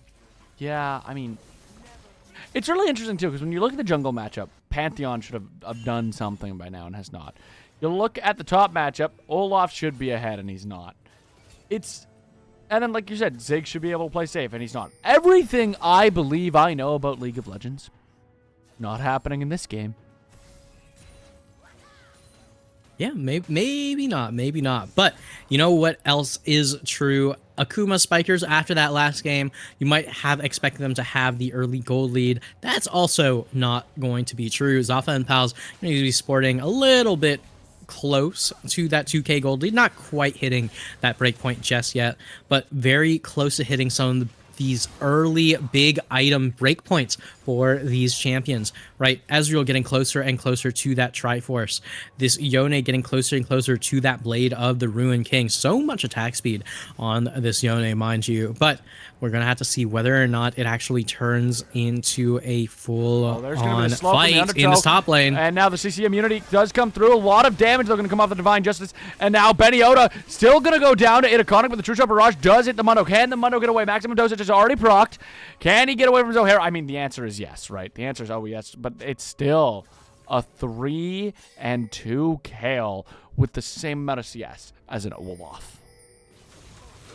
Yeah, definitely not what you want to be seeing here. 13 minutes in, Kayle, a decent amount of gold up, has finished that Nashor's Tooth. It is looking dire for top lane. If I'm Akuma Spikers here, I am begging for a lane swap. Yeah, I mean, you kind of Otto, excuse me? For it. Don't worry. Don't worry about what Otto said. We should have done stream earlier. Don't worry about what he thinks of Fireflans. Okay, it's all. Sure, that's exactly what he was saying. Here. We'll go ahead. Here you go. You can. Yeah. Crazy thing to say about your teammate, right? But I mean, when your teammate's 0-3 this game, can you blame Ado? Can you really blame Ado? Gets put on Melding for them to win. Put it away. I mean, that's what Ado's saying. To Fireflans, it sounds like. Holy! Inferno Drake might be taken here, though, by Zafa. The comeuppance isn't going to be doing enough just yet. And I think Inferno Drake is firmly over to that Pantheon. Oh, boy. But in the meantime, we're just going to have to see what these teams do. Otto trying to get away. There's going to be the Tempered Fate. It does keep them alive long enough to get it to the tower. Meanwhile, Fireflans, can he finally find it? Can he find it? There's the flash into the loving arms of Itaconic. Mega Inferno Bomb going to be used to clear the wave. Are we starting to see them find their footing here? Gold was even until that. Zafa just says, hi, I'm going to take an Arcane Shift right into your face. And then Zafa just like blows him up. Kaboom. An act of terrorism, if you will, into the Ziggs. Oh, and there's going to be... Oh, wow! Fluke barely playing on the end of the Unsealed Fate, and it doesn't matter. Top floor boss. Into the living arms of Itaconic. This is a very, very, very, very, very, very, very 5-kill Mundo. And we're like, you know, I'm a big fan of Mundo Jungle and Solo Q. I don't think it's that good in comp. And right now, Itaconic is proving that I should lock it in on Tuesday. Yeah. First tower taken too? all I'm saying is Itaconic just has been handed platter upon platter of gold in this game, already stacking up that that heart steal, still trying to get even more gold under his belt. Honestly, my big question is how much gold how much of a gold lead do Akuma Spikers have on Itaconic? That's the big question. But the bigger question is whether or not that's actually going to turn into much, right? So I said before that Olaf should be doing fine because he has Mundo as a dive buddy. The question is, in this state of the game, does Mundo have a dive buddy in Olaf? Or is it just going to be a matter of poking with the axes, poking with the bone cleavers? But nobody really knows for sure until this third dragon spawns in 3 minutes. The third dragon coming up real soon. I believe it is...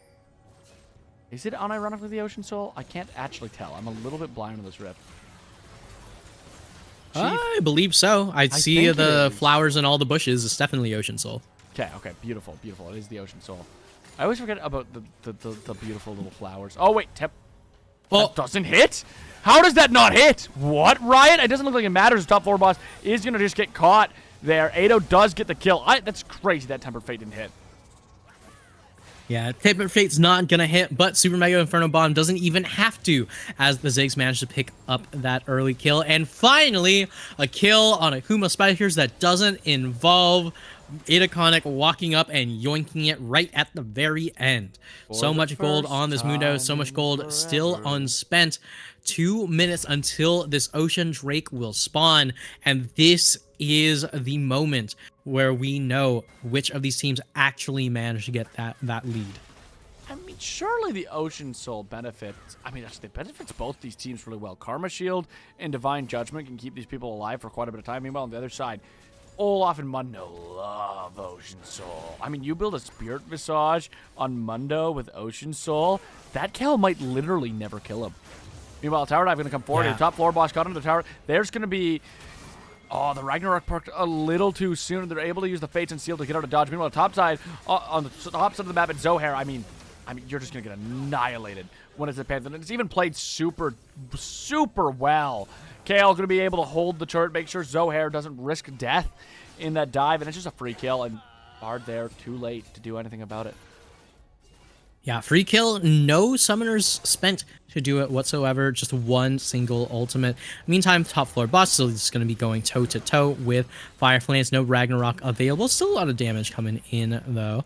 Now, one thing I will also say, right, so this dragon going to be spawning up in 50 seconds, going to be a recall coming in from Otto. Just a lot of blinking health bars across the side of the Akuma Spikers, but are we going to be able to see which of these teams actually comes out on top? Now, you mentioned earlier, right, that Mundo and Olaf love this Ocean Soul. And I think you're right. I have no qualms about that. I also do believe that Ocean Soul is extremely underrated on champions like Ziggs because it's not just a matter of the health that you regain, it's also a matter of the mana that you regain. And a poke champion like Ziggs being able to poke for absolutely forever is so incredibly terrifying to deal with at each and every moment. So as the game goes on, as we get closer and closer to this Ocean Soul, keep your eyes peeled on Otto, whether or not he can actually play out these fights, or if he's just going to get dove on or just zeroed out by some of these teams. Dragon currently being annihilated. Tempered Fate is available. Currently being annihilated by Zafa. Here it is. There's going to be claim. It's an wait a minute. Wait, Mundo stole that. Oh, it's not a steal. I mean, Akuma Spikers were the ones who were just doing the dragon the entire time. I misread that. I seen the Herald place. I thought Yon was on it. I just seen the glibs. I didn't realize it was Mundo and Action. I thought it was Yon and Pantheon on it. But it is going to be that dragon. Second dragon. Here's the thing. If they can stall the game and get that Ocean Soul, I do think that Benioda hitting 16 is negated a lot. I think, like, even what you're saying with the Ziggs, it's negated so much if they can find it. And the question is, can you? That's still 2 more dragons. That's still 10 minutes. Benioda will be level 16 in 10 minutes. If we hit the 30-minute mark, you will be dealing with a Fed Kale. How many towers can you knock down by then? Can you get this mid-turret broken? I mean, Ziggs is trying. Ado is doing their best. It's just they're not really getting there with the Karma Ezreal mid. It's very, very hard to find an angle on this. You're sending a lot of dives at the sidelines on both these teams at the end of the day. These next 2 dragon fights are crucial for Akuma. Baron up. You can afford to trade a Baron for Dragon if you are Akuma. I don't think they get that much off a Baron. They don't have a ton of siege on the side of Zafa. I mean, Ezreal can do a bit, but at the end of the day, they're just playing for the kill to hit 16, and you need to take everything you can before that happens. Yeah, but in the meantime, Benioda at level 13 getting closer and closer. I do believe that... Oh, wow. I mean, you've got the Neasly Large Rod, you got the Aether Wisp. I actually don't know what that is building into. It could eventually build into like a Lich Bane of some kind and a Death Cap, so who really knows? Also Not me, could be but... Zhonya's, I think. I see Kale buy it every once in a while. That's true. I mean, like, the thing is, this is 2 halves of different items. Yes. Right? Because it's almost certainly Grand not... Starfall? Oh, wow. It doesn't What a really beautiful definitely. satchel charge coming in from Otto. It looks like it's a Rabs, right? Surely it's a Rabs with 2 rods. Okay, yeah. I mean, 2 rods, that's definitely Rabadon's Death Cap. Aether Wisp is just kind of sitting there in the inventory for funsies. In the meantime, Itaconic also walking up to this top lane for funsies. I think Benny Oda's just addicted to mood speed. Like Benny Oda just wants to be Sonic Oda, no? I mean, I get it, right? Like, I see so many players nowadays taking the extra move speed shard in their runes rather than taking the extra adaptive force, because move speed is such a broken statistic, especially on a champion like Kayle. In the meantime, Zohair just going to be able to get that stun. Are you going to be able to get much meaningful damage onto this Akshan, though? There's it, already chunked to half. Can they find another stun? If they do, he will die. There's the flash for it. Good night, Fluke. And they even get the kill over to Benny Oda, who on back is going to have that Rabadabadabada Dune Dons. In the mid lane, though, Itaconic taking a lot of damage. Maximum dosage going to be procced here. Bouncing Bomb's going to go wide. Ado, 1 hit from death. He is going to be able to get under start. Now here comes Fireflans. But I think Fireflans is too little too late to do anything in this mid fight. There's nothing for them to do. They've shown up too late. And now they're just kind of sitting ducks to clear the wave. Zohair maybe... get a little Spirit Proc, but the big fight comes in a minute and a half with that next Ocean Dragon. If Akuma doesn't get it, dare I say, their game is doomed. I wouldn't say that if Akuma doesn't get it, their game is doomed, but I will say that if Zap get it, it's so much worse for Akuma. Wouldn't say doomed quite yet, because there's still so many objectives in this game that you could just absolutely blow up over, especially... against a team with a Ziggs. It is never, ever doomed for the team with Ziggs. So you always have to be worried. You always have to be careful. You always have to play to your win conditions, because one good team fight means that Ziggs takes it all the way from tier 2 straight to Nexus. Yes, in that regard, you're right. And there can always be a misplay by Benny Oda. But once Benny Oda hits 16 in one level, if you don't have that Ocean Soul, I'm worried he's just going to blow people up. Like, we are already kind of seeing Fireflans, despite the CS difference, start to get phased out. I'm sure that Death Stance helps a bit, but we don't even see something like a Maw on him, or even a Force of Nature, or even a Spirit Visage. There's still no magic resist on Fireflans, and he might have hit 16, but once Benny Oda hits it, how does Fireflan stay alive in any fight? I mean... Fireflan staying alive at that point has to be from walking into that back line and making sure that other people are focusing down this Olaf, right? As long as your team fight is going fine. Top 4 bots on top of Fluke. Fluke has no way into this. The exhaust just did too much. Meanwhile, Arcadius is going to go down off the back of the Mega Inferno Bomb. Top floor boss able to find Ado. Ado going to be long for this world. Fireflans gets the return. It's a 3v3 at the end of the day. Itaconic trying to get on top of Benny Oda, isn't able to. Benny Oda so close to level 16. Fireflans and Chief still up here, but it's not looking good for them. Chief already chunked to half. This might have to be a give. Oh, God. Itaconic is trying to do anything he can to keep them away from it. It might be a steal angle, maybe. Flash is available, but if you die, you lose Baron for sure. We will have no TP available for either of these teams to get back in the fight. Fireflans might be caught a little bit here. Benny Oda getting a lot of damage. Meanwhile, Itaconic trying to turn his attention to the Dragon. Can they kill it in time? No, it's still at 5,000, but a lot of chunk damage as well coming from those infected meat cleavers. Karma going to be the first back.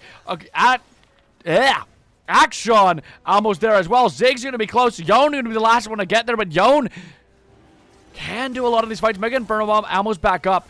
They're doing more and more damage. Can they face them out? The Grand Starfall going to be coming in here.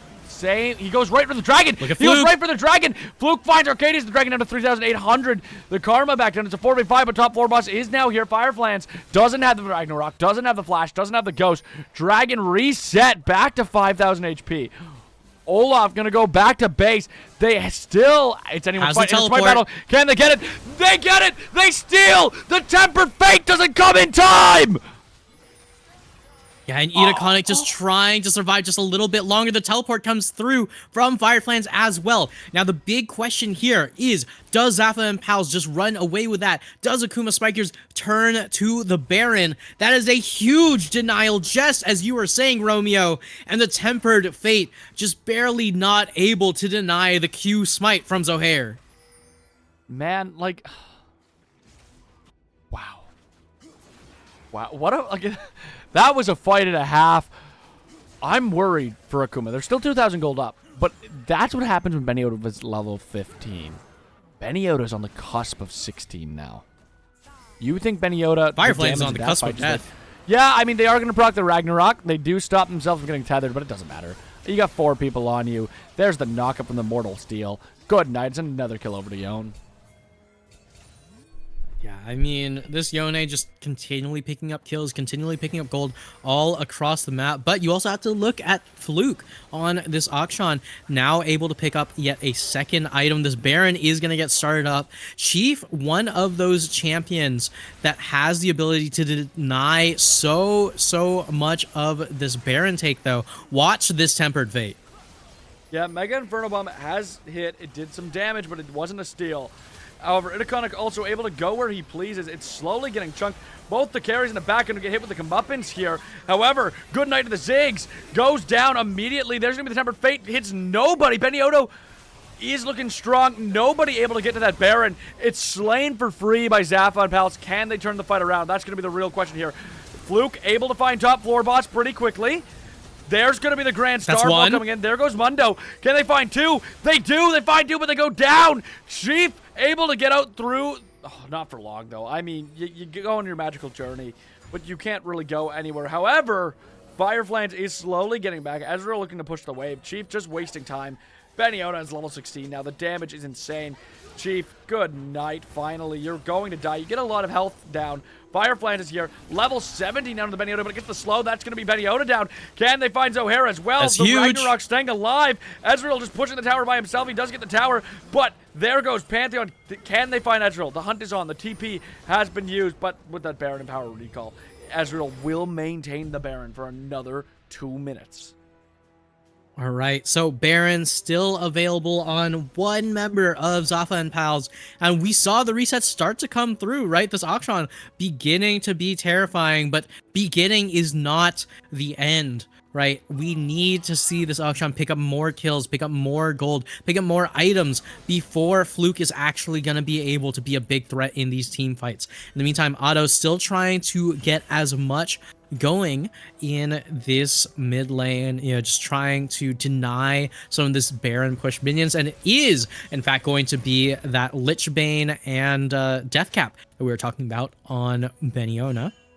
So at the very least, we finally know what those item components did turn into. Fireflans very how do you call it, aggressive, very does get the slow. Wait a minute, happy. The slow continuing. Can they finish the job? They have Ragnarok finally, but too much damage going to come through, and it's a bit overzealous, as now Itaconic might also pay the price of Fireflans' aggressiveness. He was happy to just take the free camps, but on the bot side, they might be able to get a T2. Yeah, and despite that Baron play, it feels like it's somehow Akuma Spikers were coming out on top. They managed to pick up 4 kills. They managed to pick up a tier 2 bot lane tower there, and now it's going to be the chase coming in for Akuma Spikers. See ya, Ado. Ado, not long for this world. Ado has not been able to play the game for these last 8 minutes. Yeah, it's been tough, to say the least. Tough might be an under. I feel like every fight that Pantheon is on top of their face, just head smashing, or Yone is on top of their face, head smashing. Meanwhile, we haven't seen a Tempered Fate hit in the last 3 Tempered Fates. I'm gonna be real with you. I have not been too impressed by Chief's Bard this game. Me neither. Not even a little. I love Bard. One of my favorite sports to watch. We've seen 2 Tempered Fates hit. One of them griefed the Olaf. The other one hit Pantheon after he had already smited the dragon. Yeah, I mean, we did also see that one Tempered Fate to deny the Rift Herald charge, so at least there was that. There's a reason why this mid lane tower still stays standing. But Dragon is spawned, Soul Point is available. Who gets the inside track? It is going to be Zafa and Pals. So 4 versus 5 here. Otto going to be showing up a little bit late. Super Mega Inferno Bomb is available, so is Tempered Fate. There's going to be the Tempered Fate. It does freeze the dragon. They're going to be looking for a play here. Over the wall is the Yone right on top of Ado, but Ado able to use the Zanya to stay alive. It's stolen. It's taken. Iconic able to win the smite battle this time. It's a 3rd Ocean Drake, and all hell's broken loose on this rift. Arcadius, the Comeuppance is going to land. Firefly's able to find top floor boss. It's looking real good. Benny Oda goes down. Benny Oda goes down. Zafa on the run. So is Zohair, but Iconic is walking where he places Zohair. Caught in the river. Can he turn one? The magical journey to try to keep Chief alive. He finds Chief anyways, but Fluke gonna get the resurrect down, and now can they finish the job on the Pantheon? Ezreal got away, but Zohair definitely didn't. He's gonna fall a minute to Baron. It's a huge fight to keep Akuma in the game. And Akuma still showing exactly why they are to be feared. Still showing why they've only dropped 1 set so far, and that was to XSV Neon. And both of these teams have not dropped a single set since their losses to Neon. But today, that changes. Akuma right now trying to make it a clean 2-0. Let's take a look at that fight one more time. Iconic walking up, just playing the front line, able to zone off Beniona, but the Blast Cone gets that kill right back there. Top floor boss looks for Otto. Beautiful, beautiful Zanyas to save this Ziggs, and it's just going to be the Ziggs pelting the entirety of Zafa and Pals with these bombs again and again. In the meantime, the Olaf finally goes down, but it's not going to mean enough for the side of Zafa and Pals as Fluke is left free hitting again and again. Zohair tries to just get away with a 1-for-1, but you can't 1-for-1 against an Akshan. No, you absolutely cannot. I think the other really fun thing about that play is we immediately were like, yeah, like this Bard has not been too oppressive. That Bard ult actually changed the course of that fight. Oh, yeah. I mean, that Tempered Fate was phenomenal. As we've said before, right?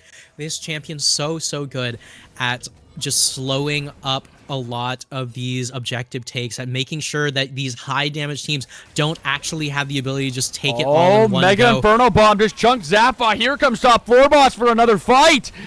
Baron has spawned. If Baron is taken by Akuma, that might be the T3's gone. If it's taken by Zafa and Pals, you could finally lose that mid turret that makes these dragons so easy to fight. It is started here by Iconic. Iconic going to take like almost no damage from it. Fireflans pushing Beniota. Beniota, I believe, does a TP up along with Fireflans to get to this fight.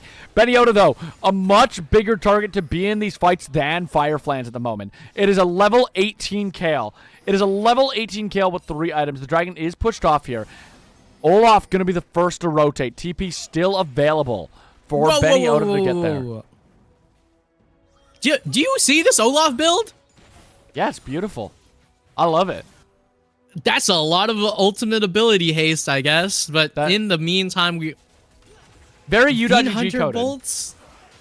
I don't think this is U.GG approved. I played Olaf jungle. This is the U.GG build. I promise you. There's no shot. It is 100%. 100% it is. It's the 3rd item you're supposed to buy. The only item here that came too early was Death Stance. That's the one that I'm fine with. So in the U.GG build, you start with a Hexic Ultimatum into Stridebreaker, and then you go into the Bolts, and then you can start building Death Stance. According to U.GG. I played Olaf jungle the other night, and I sat there and said, huh, I'm going to pro builds. I think I think what I would need to say about u.gg there shouldn't be said on broadcast. Anyway, I think it's if crazy you take a, we don't if you have take a spirit quick look massage. at if you take a quick look at the Baron right there, right? That was the True Stop Barrage going all the way across that Baron. Zafa just showing that, you know, there is no one taking this Baron currently, but more importantly for Akuma, showing that Zafa and Pals do not have any Baron vision, because otherwise, why else would they be going for a full ultimate commit to make sure that Akuma Spikers are not taking the Baron? Even more damage right now. 35 seconds to Dragon. And I think Akuma genuinely is happy with either of these objective takes. You don't want to trade if you're Zafa and Pals. You kind of want to trade if you're Akuma, but they're going to start ripping this Baron. I believe Akuma has this scouted. Tempered Fate. This is a huge fight to go through. Tempered Fate is still available. It's down to 5,000. There's going to be the Mega Inferno Bomb to try to steal. Tempered Fate comes in too late. It doesn't hit anyone. Oh, God. They get the Baron for free here.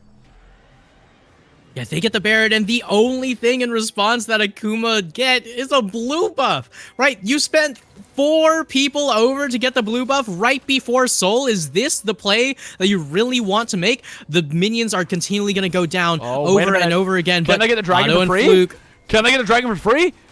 It's a Soul for Zafa and Pals. The trade is committed. There's going to be the Grand Star for Inacon. Able to flash away too. They've just completely traded. No death. It is Ocean Soul for Fireflands. Baron. Oh my God. Fireflands in trouble here. Oh my God. I mean, he's dead, but he gets the T3 for it? He's certainly dead. This needs to be a big... Oh my God, Faith and Shield. Holy crap. He's gone. Fireflands has gotten away with robbery. Fireflands says, Zafa, I'm going to take everything from you for that Baron. And now they have 2 minutes to make a move or they might lose the game. And Ocean Soul is not going to make that easy. Yeah, and as I said before, Romeo, right? Ocean Soul, so unbelievably strong on the side of Akuma Spikers, but most importantly, the constant mana regen for the Ziggs also means that the poke just never ends. Hey, it's like a Saturday night party where the fun never ends. Mega Inferno Bomb goes, kaboom, takes out the shields. I mean, Karma shields are big. The one thing I guess they do kind of have is Karma doesn't... They don't have any shield break for Karma, which is nice. I mean, there's a Shadow Flame on the Ziggs, which is always good. Spirit Visage bought for Mundo with Ocean Soul and Bard heals. Oh, how do you kill Mundo? How do you ever kill Mundo? Thoughts and prayers. Like, I genuinely don't have an actual answer for this because, like, the real answer is honestly just you kill the rest of his team and then eventually you get to kill the Mundo, right? I mean, you have an Ignite on this scale. You don't have any magic penetration for this kill just yet, so that's going to be the last item that we see on Beniono, but it's a level 19 kill, right? This isn't something to scoff at. Still a lot of damage coming in for this kill, a lot of experience as well. We're just going to have to see whether or not Zafa and Pals are able to make the most out of this Baron push, or if it's just going to be all Akuma Spikers the moment that it ends. I mean, it's 23 seconds left. They've gotten a tower. That's it. This Baron push truly has meant nothing except for the gold you get from the Baron. It isn't even gold game, but you have Ocean Soul. Yes, you have a high-level KL. Yes, that KL is now level 20. Not something to scoff at, but at the end of the day, if you take an extended fight, you don't win. Yeah, you might not win here, but sitting 4 under that mid tower, it's going to be a lot of people dragged away from the overall waves, and there goes the Baron buff. It is just going to be the Ocean Soul versus the Baron buff now, and what exactly are we going to be seeing in these team fights? Yeah, I mean, there's 3 minutes till Elder, 2:40 till Baron, and at the rate this game's going, I wouldn't be surprised if that's the next objective that we fight over. Baron should be game-ending for Akuma if they get it. Elder should be game-ending for Zafa if they get it. or either side. I mean, if Akuma gets either of these next objectives and it's not a clean trade, they win the game. Zohair going to get completely annihilated in this fight as the mid lane is going to be taking Fluke, diving onto Zafa. Top floor boss going to be trying to dash away. He does dash away. Tempered Fate going to stop him. Mega Inferno Bomb chunks it in half, but here comes Betty out of the Fates and Seal going to land. Doesn't find anybody. However, it is going to be the Judgment that does get a lot of damage off. Not enough for Fluke to not kill top floor boss. And now you don't really have a front line. I guess you have Zohair, but Zohair will get annihilated. He does find the jump onto Fluke. Fluke going to be able to resurrect on that one with the Guardian's Angels that he just purchased. Zohair staying alive because of Karma Shield. Iconic almost chunked to death, but it doesn't matter. It, at the end of the day, is a Dr. Mundo. It's a Dr. Mundo with Spirit Visage.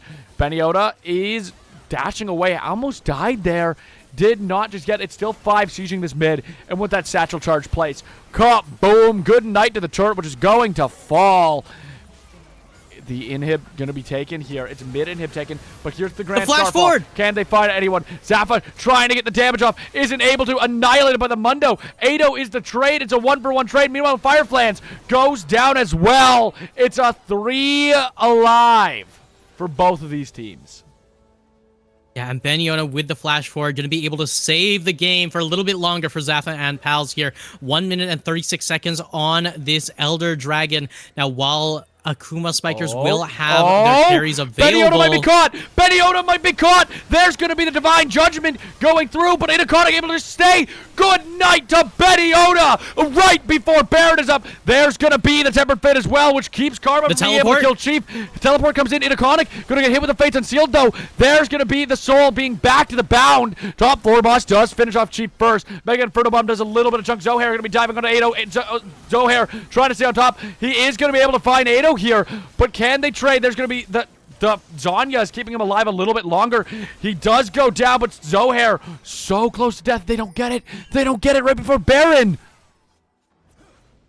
Directly before Baron, and they're already sitting on that top side. Less than 20 seconds left for that purple worm. So Hair still able to hold on to that Guardian Angel for just a little bit longer. Beniota also has the teleport available for this Baron if they do so desire. But the big question here is, how do you guarantee that you have the chance to go for Baron without getting stopped up by a Tempered Fate, without getting stopped up by a Super Mega Inferno Bomb, by getting stopped up by an Elder trade? You have to be so careful on the side of Zafa and pals, but the game continues on a knife's edge.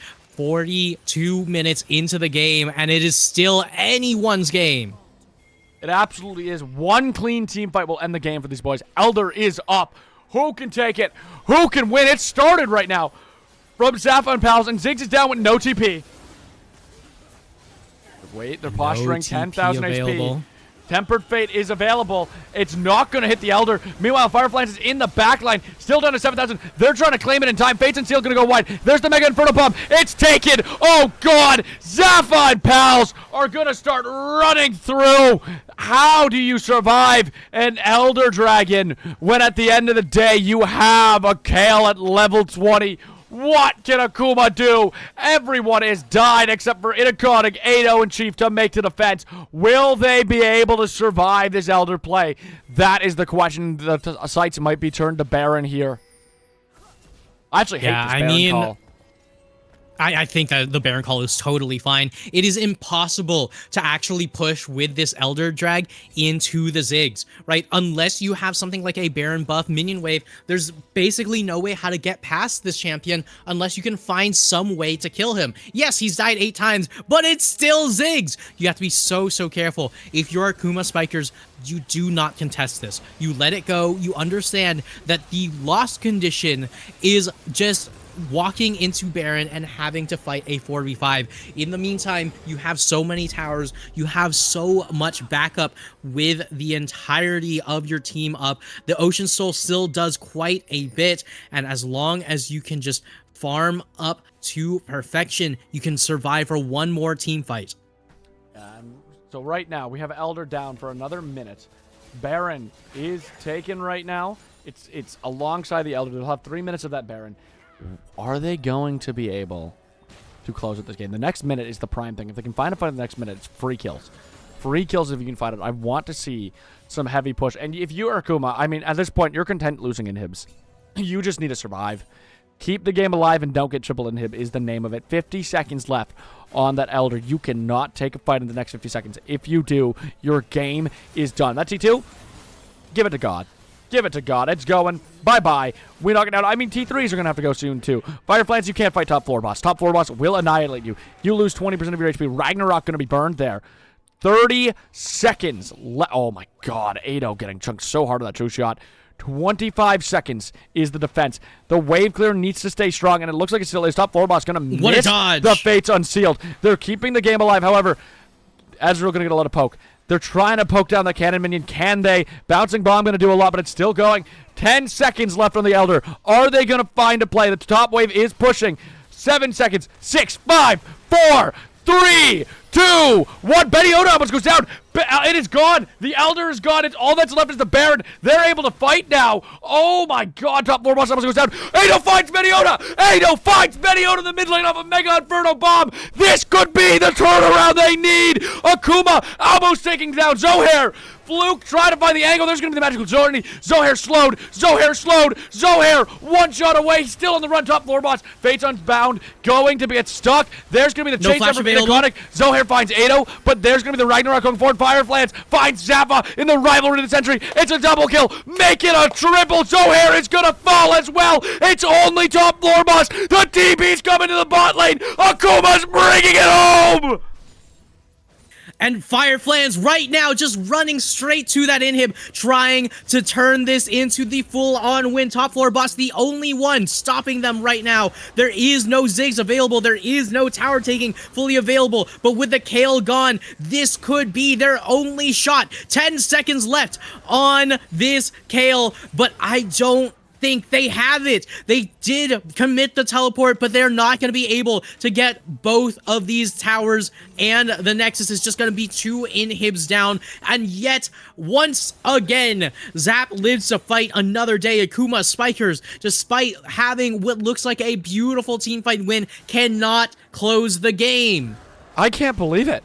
I actually can't believe it. They're still keeping this game alive. Ziggs, the power of the almighty Ziggs, not able to open that Nexus up in time. It doesn't matter that he found the pick on Betty Oda. The game is still alive. They get the 2 inhibs. This Elder still might be what it comes down to. It might be a second Elder game. Yeah, I mean, this is looking like a 7-dragon game, Romeo. But right now, it's looking so dire for the side of Akuma Spikers. Their Ziggs, so much damage in a lot of these fights. Impossible for the Ziggs, however, to itemize towards a death cap. Wait, Fireflans? Fireflans? There's going to be the Ragnarok. He's on top of Zafa. Zafa going to try to Arcane Shift away with the Mega Inferno Bomb. He's going to land. Arcadius going to be the next call. There's the Divine Judgment. The Resurrect going to go forward. Ado goes down to the backline from top floor boss. You lose your top. You lose your ADC. 60-second timers before Elder. It's the grief of the century. Holy fire. For Elder is one thing to say, but that's your wave clear. It's not even a matter of Elder. It's a matter of the game. Take a look at this one more time. The True Shot Barrage goes on through. Doesn't hit a single minion, but this siege minion already starts to spell disaster for the side of Akuma. 30 seconds available for this Zig, so they know that Otto will come up in time, but are you going to be up in time for this dragon? Almost certainly not, even with the teleport. Yeah, even with the TP, and you look, the team knows it. They're going top. They're pushing it the wave. They said Elder's Doom. It's another defense of the century we're going to need. Yeah, just defense of the century, whatever you call it, it's just more and more League of Legends gameplay. Like, this dragon goes down so dang fast, and just like that, dragon number 7, somebody called UB, but either way, we're just gonna have to see whether or not this team can actually close out the game with another Elder Drag. Another Elder Drag. Oh, God. Can they do it? Baron, of course, going to be another prize for them in 30 seconds. They'll be down a little bit more if they don't find a fight, though, right? It'll be a minute 30 left on that Elder when that Baron spawns. I am a little worried, though. Akuma playing very, very up in the lanes right now. They could get caught. Top 4 boss, one good engage. Chief, you are very, very deep. You know that Baron, once again, is going to them. You can't fight it. You cannot fight with Elder. Your job is when they're taking Elder, you push the wave. We finally have a Serpents. Bard? I'll take it. I like it. I actually love it. Top 10 item buys. Fireflans, step back. They're channeling recalls? The waves. They're afraid of the waves. Yeah, they have to be, right? Especially when Otto has teleport. When Fireflans has teleport, you blink and you miss it. These waves could just spell absolute doom for the entirety of your team. That Elder Drag almost certainly not going to come into play in this Baron take. But right now, you do see that Beniono was the only one who backed this full build Kale, not going to be able to join this team fight, barring a teleport. But you cannot be thinking about that when the Ziggs is nowhere to be seen, when the Akshan is still keeping these lanes shoved out. This Kale is just not able to join, but the Ziggs will always be able to get a Mega Inferno Bomb into that pit. Wait. The ultimate is down, though. Chief, the only one able to deny that Baron take, and that is another 40 seconds on this Elder Drag, which almost certainly is not going to turn into anything. The question is, can they at least claim the Baron before the Elder ends? They still can't take a fight. Baron is still up 25 seconds. You might still be able to use the end of this Elder to get a Baron. The thing is, Tempered Fate is still available. Push the wave again. Mega Inferno Bomb still available. True Shot Barrage does hit Ado. Ado going to lose a lot of HP. There's the Grand Starfall. Ado going to fall. The flash. Ado way too far up in lane. Oh, God. Idakana going to be able to go away. Tempered Fate is used. Oh, Akshan going to be trying to go on the side push, but it might be little too late. Elder going to end, but they don't have the damage. They don't have the damage. It looks like it's going to be a split to win. There is a base race happening, but they don't have the wave clear. Not without Ziggs. Oh, God. Here comes Olaf. He's finally back. The redemption going to be used. Can they keep them away? Akshan trying to end in the back. Akshan is trying to find the end. The question is, will he be able to? Oh, God. No, he the won't. answer is no. He don't have it. Zafa and pals are going to take a 50-minute banger. And Zafa and pals with one final pick onto Otto Ziggs, going to end it in what was the least climactic base race of all time. It just, everything crumbles right at the very end, and Zafa and pals making sure that anyone who faces them has to fight for it each and every moment. 7 dragons taken that game. 3 barons? Like, it's just so unbelievably terrifying as to what that game could have been for the rest of the split for Zafa and pals had they lost it. But instead, they bring it back in minute 51. And they find their in, they find their opening, they find their path to game number 3. So don't go anywhere.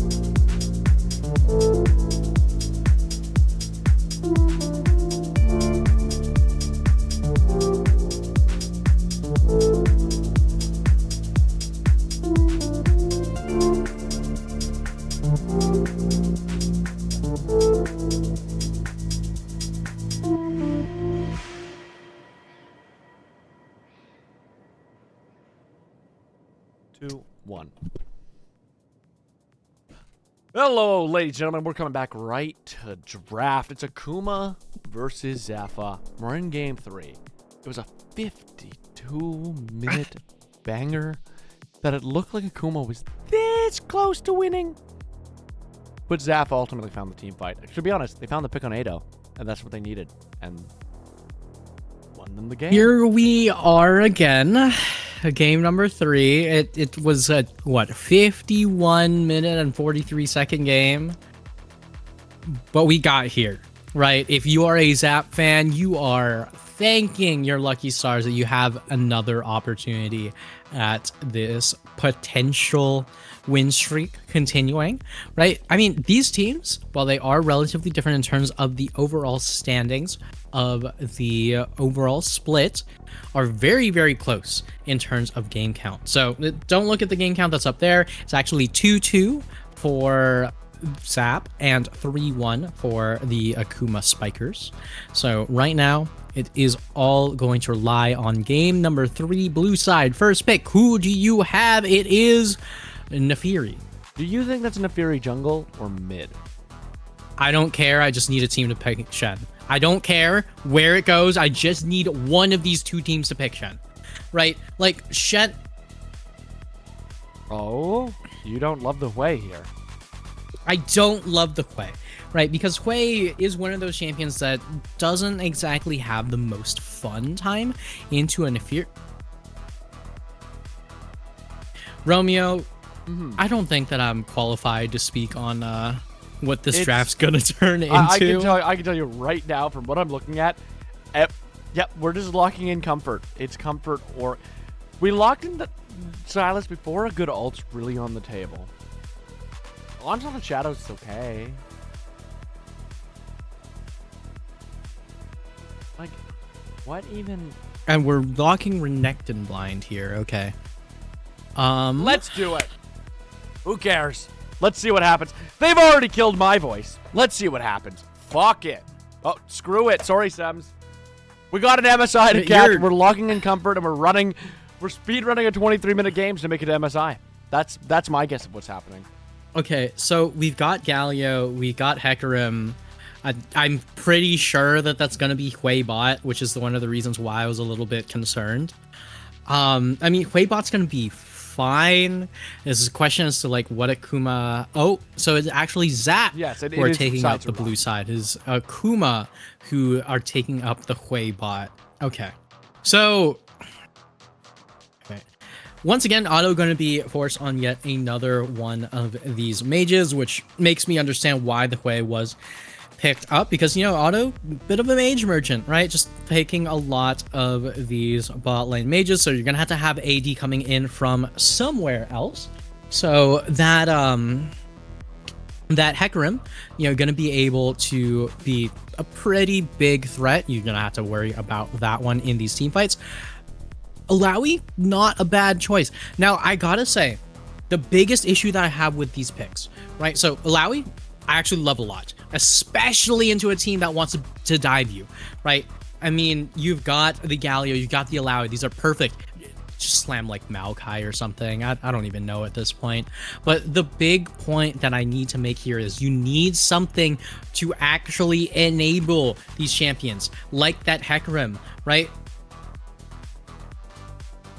Yeah, okay, I mean, so we've got Lucian This- Milio for Zap, which is probably the best ball lane in the game right now. And we have whatever we feel like playing on the side of Akuma. I like it. I mean, I like it. We go full comfort. I don't really know who the Galio plays with in this respect. So the point of this, right, is the Galio and the Alawi are both anti-backline divers, right? So the Nefiri's entire job is, I'm going to dive the backline. I'm going to have a wonderful time. No, you're not. The Galio is coming. The Alawi is coming, right? The Thresh is still going to flay you away. It doesn't matter if you can be untargetable for after hitting your W, because there's still so much more that you're going to have to deal with. And there is one champion that you can focus down. That is Otto on the Hui. And I will say that last game, Otto wasn't exactly having a great one on that Ziggs, was struggling quite a bit here. But in the meantime, the Silas is going to be able to make sure that that Galio is in a little bit of trouble at the very least, a lot of trouble at the most. I would have loved to see the Galio pick up on the side of Zap instead, so that way you would have had Nefiri Galio and just slot that Nefiri into the jungle.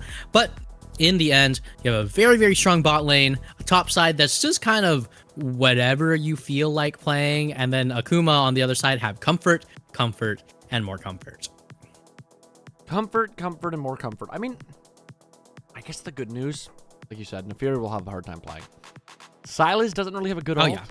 I mean, he has Heroic Entrance and Onslaught of Shadows, which are both, like, okay. I do think Heroic Entrance with the Nefiri can do a lot, but that's kind of all you get with Hijack. Renekton always has a hard time into Alawi, in my opinion. Like, you can't really do a whole lot once that Alawi gets level 6. So you have Lucian and Milio to win the world, I think, on the side of Zap. The question is, can I just have to see it in game. I just have to see it in game. There's so many things that I could say, but the last game, it showed that a lot of these teams don't exactly have what it takes to just play what the theoretical is. So I really want to see what these teams actually do with these compositions in game. Is this Thresh going to be actually, you know, roaming?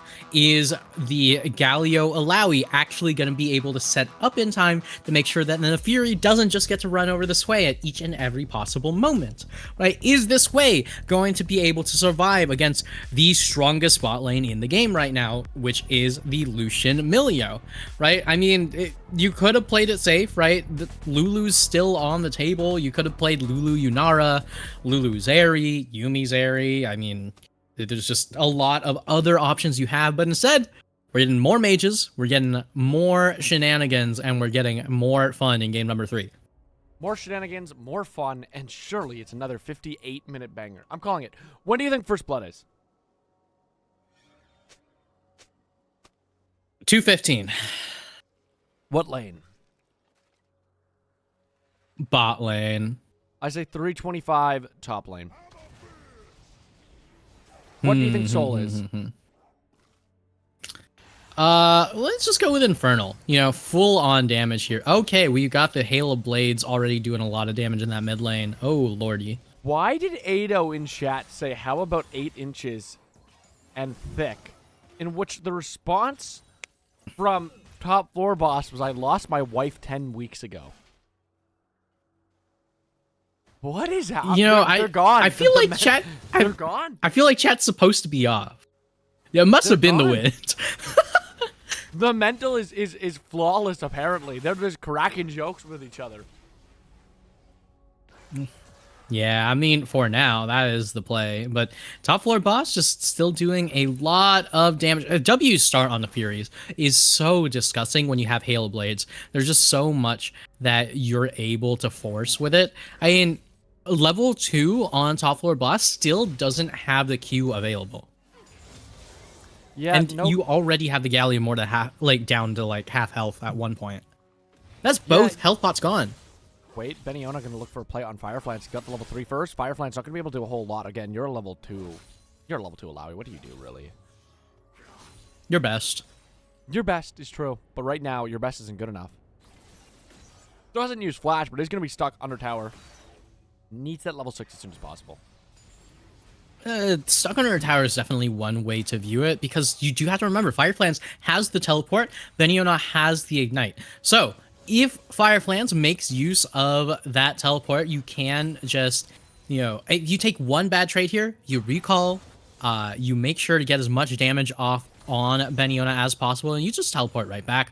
This is how you use that teleport as a combat summoner. In the meantime, mid lane not going so hot, right? I mean, Fluke opted to take the fight here, but in the meantime, Fireflans just getting his ankles broken again and again, but Beniona looking to break a little bit more than just the ankles. Yeah, I mean, right now, you're just not really finding any of those tentacles you need to be finding. You do get the push in. I mean, I think you want to back as soon as possible. It looks like it's going to be a back to TP angle for the Alawi here. Meanwhile, bot side, I mean, Lucian Milio is really strong, but if you can't touch the Hui, does that combo matter? I mean, I'd argue that it does matter, right? Because Zafa and Arcadius managed to already force a back, but here we go. The hook comes through. Zafa chunk to a quarter, but it's not going to be anything. Yeah, heal also going to be committed here, but even more damage back onto Zafa. Unfortunate that Chief wasn't able to get the flay in the right direction, or wasn't even able to land the flay. But had Chief managed to do that, that would have been more than just the heal getting burned. It sure would have been the barrier as well. But in the end, both of these bot lanes stay alive. Only the heal from Arcadius going to be the victim. Yeah, just the heal. Just the heal is not a horrible trade for that hook. Arcadius is level 4. That was a now, tough too. hook to land. Oh, that's a lot of damage going out. Zafa, shield goes down. Maybe it's a lot of damage, but it's just not enough through the Milio fielding. Yeah, in the meantime, Fireflans and Beniona still going at it. I mean, no early kill for that Renekton, no early jungle presence for either of these junglers. So it's looking very, very good for the side of Akuma Spikers, as they are the ones with the jungler who much prefers to be level 6 coming into things. Ado going to get chunked. There's going to be a play back. Can they find Zafa? Ado going to go down, but it's the Milio who gets the kill. Chief still trying to support combat it. This is the wrong play to make. You're going to come with the flash after stepping forward? What? Milio gets the double kill. Yeah, it is going to be Arcadius with the double kill on the Milio. And I know I was saying that Lucian Milio is very, very strong here. I feel like the mental of Akuma Spiker's bot lane might be crumbling. Yeah, I mean, Chief just made a play that didn't make sense. Maybe it's the 3 hours a league. Maybe it's the 3 hours a league. Yeah, maybe. But right now, it's not a matter of how long you have spent. It's a matter of how long you have left here. Fireflans and Beniona still going toe-to-toe. Early armor for Fireflans means that Beniona has to be pretty dang careful for a lot of these fights. Ultimate's going to get traded. Yeah, Fireflans on the run. Can he get away? The answer is yes. Yeah, he is going to be able to get away. Rough. The Ignite going down. Fireflans has the teleport, so really doesn't lose all that much. Going to be pretty happy about that trade overall. Oh, there's going to be the dash forward from the Galio. Not going to find anything on it, but they do have dragon pressure here. Syla is going to be taking it back. I don't think they've spotted that back just yet. They might have on that Scryer's Bloom. Yeah, in the meantime, 2 extra kills on that bot lane honestly did do a lot. Beniona going to be able to get the entire ward, but the back being stopped is rough for this Renekton. Should mean a guaranteed push all the way into tower for that reset. But Beniona picking up a little bit of that honey fruit should be able to get right on back into the lane. But you're going to be at a little bit of a gold deficit as far as the overall gold is concerned, right? That's what, 875, technically, what, 1125 gold, like 1025 gold versus 1100. I think so. It's either way, along those lines. It's, I mean, I still think it's a very close I love across math. the board, but the portal combat's getting a lot of work in. Oh, the South ooh, doesn't flash. Fireflans finally gets the flash out. A lot of damage taking Beniota and top floor boss here. Top floor boss. For sure. Galio going to have the heroics entrance. Keeps Fireflans alive a little bit longer, but not long enough. The taunt does go through. Here comes Iconic, and he finds top floor boss. Might find Beniota as well and turn this play into a 2-for-2. Can he finish the job? Onslaught of Shadows goes forward. He gets the flea, but he is going to die for it as Zohair finds the kill. Oh boy, and I gotta say, Romeo, we've seen what happens when Iconic has 100% early game kill participation for Akuma. It's not exactly a bad thing, but it's a matter of questioning for how the rest of your team is going to be able to catch up. Because Iconic, a little bit of a selfish jungler, right? Just plays to try to make his game plan work, but doesn't really have so many ways how to force his teammates to catch up in terms of overall safety. I mean, the good news is this time you're on a Hecarim. Hecarim can get a lot more done with kills than Mudkip. Oh yeah. The Galio did get one of those kills, though. I still don't think... I think I would have rather have gone to Idioconic, to be honest. What is Galio doing with the kill?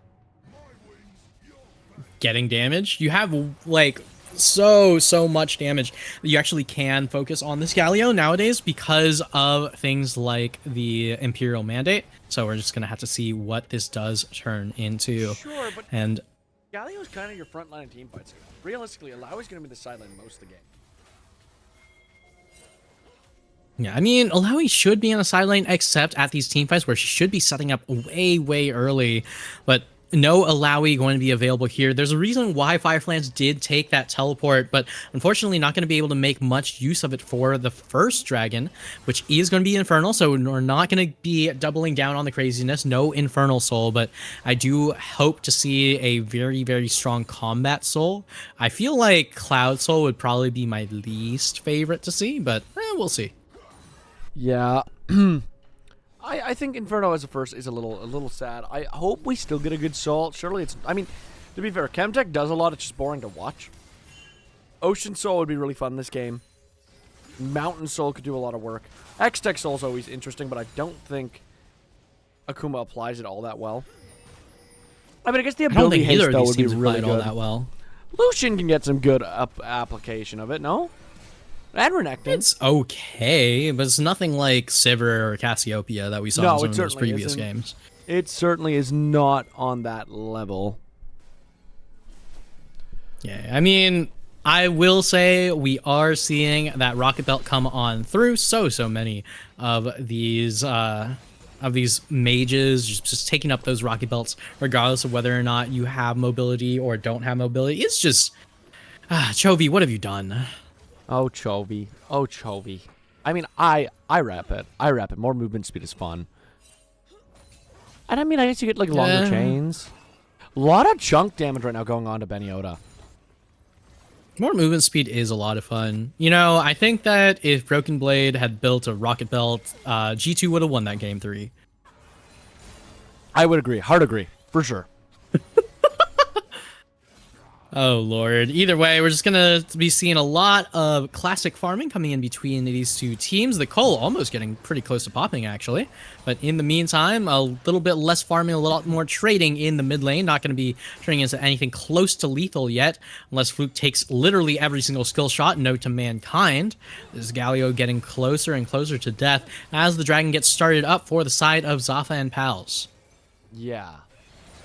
Yeah, Dragon going to be started up. It's probably going to be claimed, too. Like, Hecarim's on the other side of the map. I think it kind of can't get there in time. So I think it is just, at the end of the day, a free Dragon.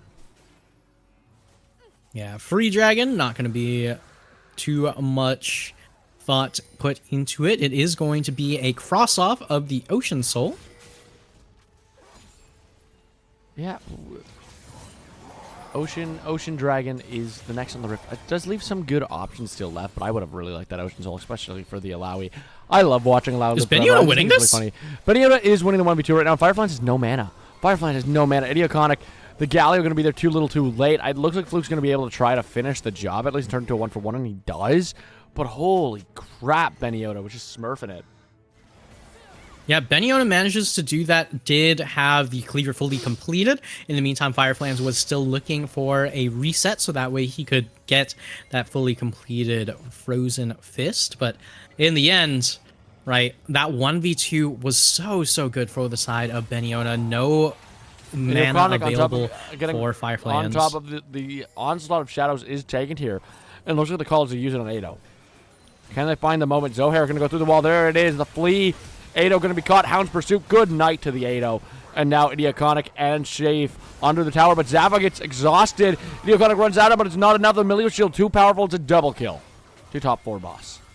And Zafa right there just fires off secret technique, pretend to be moron. Walks under tower for discernibly no reason. Takes 2 tower shots for free. And then all of a sudden, pops the barrier, gets the heal, gets the Melio ult, and every single person who had the displeasure of looking in the direction of that Lucian's health bar just explodes, right? Zafa and Pals gonna continue to just get the go-ahead on a lot of these early fights, and is looking even better for them as the series goes on. They just won a 51-minute game, and is looking like they're trying to make this one a quick one.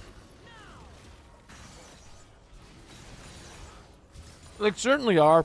And even the top trade right now, Firefly's had the counter pick. And he's decimating this Renekton right now. Or not getting decimated by this Renekton, rather. Meanwhile, Galio, top floor boss, going to find the Fury shutdown. It's a very strong Galio coming onto the Rift, but nobody else to back him up. Yeah, nobody else to back him up's one thing, but remember, Galio has that heroic entrance. It means two things, right? It means one, Galio's going to help your team disengage. It means two, Galio is now there. And with that Rocket Belt available, you have to be so careful about having to deal with Fluke. In the meantime, Otto and Chief still, once again, struggling in this bot side, right? They might be playing a lot of these mages, but it doesn't really seem like they're able to get all that much out of it. Fireflans now here. Beniota. Beniota uses Dominus. Is the 2v1 going to happen again? The E not able to be found, but there is going to be the Onslaught of Shadows. Can they finish the job? The Smite's going to slow it. Idioconic going to be able to get a second kill. Yeah, and Idioconic going to be finally able to take down that Renekton, and I will say that time around there was much less concern as to whether or not Beniona was going to be able to play to that outplay potential, because, you know, it was so much more mana available, so many more people available, and I mean, in the end, the culling comes through. It's just looking so rough for the bot lane of Akuma Spikers, but look everywhere on the map, and it's looking so much better for this squad. Yeah, I mean, it's definitely getting turned around a lot better. The gold gap starting to close a little bit, though. 2,000 now, when it was 4,000 just mere moments ago. Next dragon spawning in a minute's time. Grubs went to the side of Akuma, and you have an Alawi. That Alawi's almost claimed that top T1 just off one good kill. It's one auto away. Fireflans has to have a lot of gold in his next back. Has to have a lot of gold here, I will say. He missed the tentacle. It's so rough. Beniota might be able to finish him off. I think he's going to have to commit that flash to stay alive. Can Beniota get it? He doesn't. He doesn't get the flash. Yeah, doesn't have to flash. I mean, does not have nearly enough ways how to get enough Fury to actually threaten a full-on kill. Not without the Ignite, but in the end, Fireflans just going to be forced to recall. Does not have the teleport to get back into lane in time here. This could be tough, though. Oh, there's going to be the Spiraling Despair used on Fluke from the Silas. Fluke, though, so much health, able to just stay alive basically for free. It's a banger job from the Galio, able to just keep that in the hooks from land, though. And Zafa forces the Milio to try to keep him alive with that ultimate. And it looks like it's going to work. Yeah, it is going to work. Zafa right now has to burn the barrier, has to burn so much to keep this Lucian alive, still has a culling available, and all of a sudden, Otto, while that was a good early fight, is not going to be able to stay, right? That's going to have to be a teleport back to lane if you do want to be able to fight for this dragon, but that is going to be dragon number 2 going over to Zap. Zohair looking to take another dragon, and it's a free second dragon, like you said. The question is, what soul is it going to be? It could be a mountain, it could be a hextech, it could be a chemtech, which would be very strong. Mountain. Could be a mountain. It's going to be, ladies and gentlemen, ignore what it says in the corner. It is a chemtech soul. It's really good on Alawi. I guess. I mean, chemtech is good. It's just boring. I think chemtech has the most interesting map as a whole, but it's a lot more invisible in team fights. It's a lot more of a feel thing rather than anything. Yes, it is definitely more feel. And I agree with you. It is boring. It is so boring. I mean, to be fair, Mountain Soul's not that much more fun either. Yeah, but Mountain Soul, you can both feel and you get to see a little shield. You know what I mean? You do get to see a little shield. I do like seeing the little shield. It's very cute and handsome. Wait a minute. Can Fireflans find an angle? I'm kind of surprised we didn't use that Leap of Faith there to try and either chunk I mean, like, most of it. You get first tower if you can chunk them out of lane. You do, but you also have to remember that Zohair is right there, and you have to be so careful of the Milio who you don't see anywhere on the map. Meantime, Arcadia is going to be making his presence shown in that mid lane. Zafa struggling a bit in this lower bot lane. Oh god, Zafa might be using the culling, but there's the Onslaught of Shadows to stop it. And, oh, God, it's a spiral of despair. Good night to Zafa. It's going to go straight to Idioconic, though. He takes it from his APC. But Yoda now on top of Fireflans. And, I mean, does Leap of Faith matter when you get stunned for the entire history of man itself? Yeah, I mean, definitely not when you have 0 mana whatsoever either. In the meantime, Fluke just going to have to play a little bit of fancy feet right there. Has that fully completed, how do you call it? Oh my goodness, Imperial Mandate. Yes. I mean, I do love Imperial Mandate. I think that is a very fun item, especially now that they change things up with it a lot. So Galio loves that Imperial Mandate just so much that you can actually get off of it. So you got to be really careful about Fluke here. Honestly, does a lot of damage on this Galio, even building up to more of it. I'm surprised we've gone for such an AP heavy Galio build, although with how far ahead he is, it seems to be working out quite nicely for him. Yeah, I mean, I'm not too surprised because, like, the thing is, right, what are you going to be going here? Hollow Radiance? Not into Neferi. I mean, Hollow Radiance is pretty nice, but the only magic damage that you have to worry about is this Silas. There's a reason why they took that Silas, and it's not for the ultimates, it's for the fact that you have just 3 physical damage champions on your team. Yeah, you do have a lot of magic damage on your team, not a decent split, to be honest. Whereas on the other side, they only have that Silas, but that makes armor, I feel like, so useful, no? I mean, armor's one thing, but the thing is, you have to wonder why it is that you would be building armor, right? Every single time that you have one of these team compositions, you have to figure out what it is that your team actually wants. And right now, it is your Alawi to stay alive. The test of faith. They are going to stay alive and get a lot of chunk on Beniota, but Beniota Dominus is going to route. There's going to be the taunt. Taunt's under one of the tentacles. Beniota on the run here. Chief going to land the hook. Beniota's not long for this world. Fluke going to be able to claim another kill. And now they're walking out of the enemy jungle. Rift Herald going to be popped. Going to try to get that mid T1 with it. There's going to be the taunt. It doesn't land on anyone. Zohair able to dash away. Make sure the tower goes down first. But now he's running into a real difficult situation. It's him now who's stuck in the enemy jungle. Meanwhile, Ado and Chief, they find the spiraling flare on to Zafa. Zafa's still going to be able to stay alive, though. The tower's still up. Away. Can they find Silas? That is the question at the end of the day. Silas still on the run, but can you outrun a Hecarim? You do have the Onslaught of Shadow. There's going to be the hero entrance, which is a little silly to use there. Meanwhile, mid lane still at war. 1 shot left on that tower, like Anti said. Still chasing Zohair on an endless chase. Gonna be able to smite those camps with the baby Krugs at the end of the day. Still go to Idioconic now. Top 4. Boss is here to show the world what he can do. Fluke, though, next to him, there's going to be the dash away. Can they finish top 4 boss? The answer is no, as top 4 boss able to kill Idioconic, but Chief going to be in the back. Fireflans continuing the endless fight against Zohair, but Zohair taking no damage. The taunt going to miss as he goes golden. Meanwhile, top 4 boss back over the wall. The box is going to be used now. There's Chief, lands the hook on top floor boss, dashes over a brilliant hook from the Thresh, but can he finish the job? His team not running him as Beniota is on top of Ado. Fireflans keeping so much health with the leap of faith. Is it enough? The answer is no, as Fluke and Beniota are going to be able to finish as well. Zafa gets the kill on that one. It's 4-0 at the end of that fight. I'd show a replay, but it was 30 years long.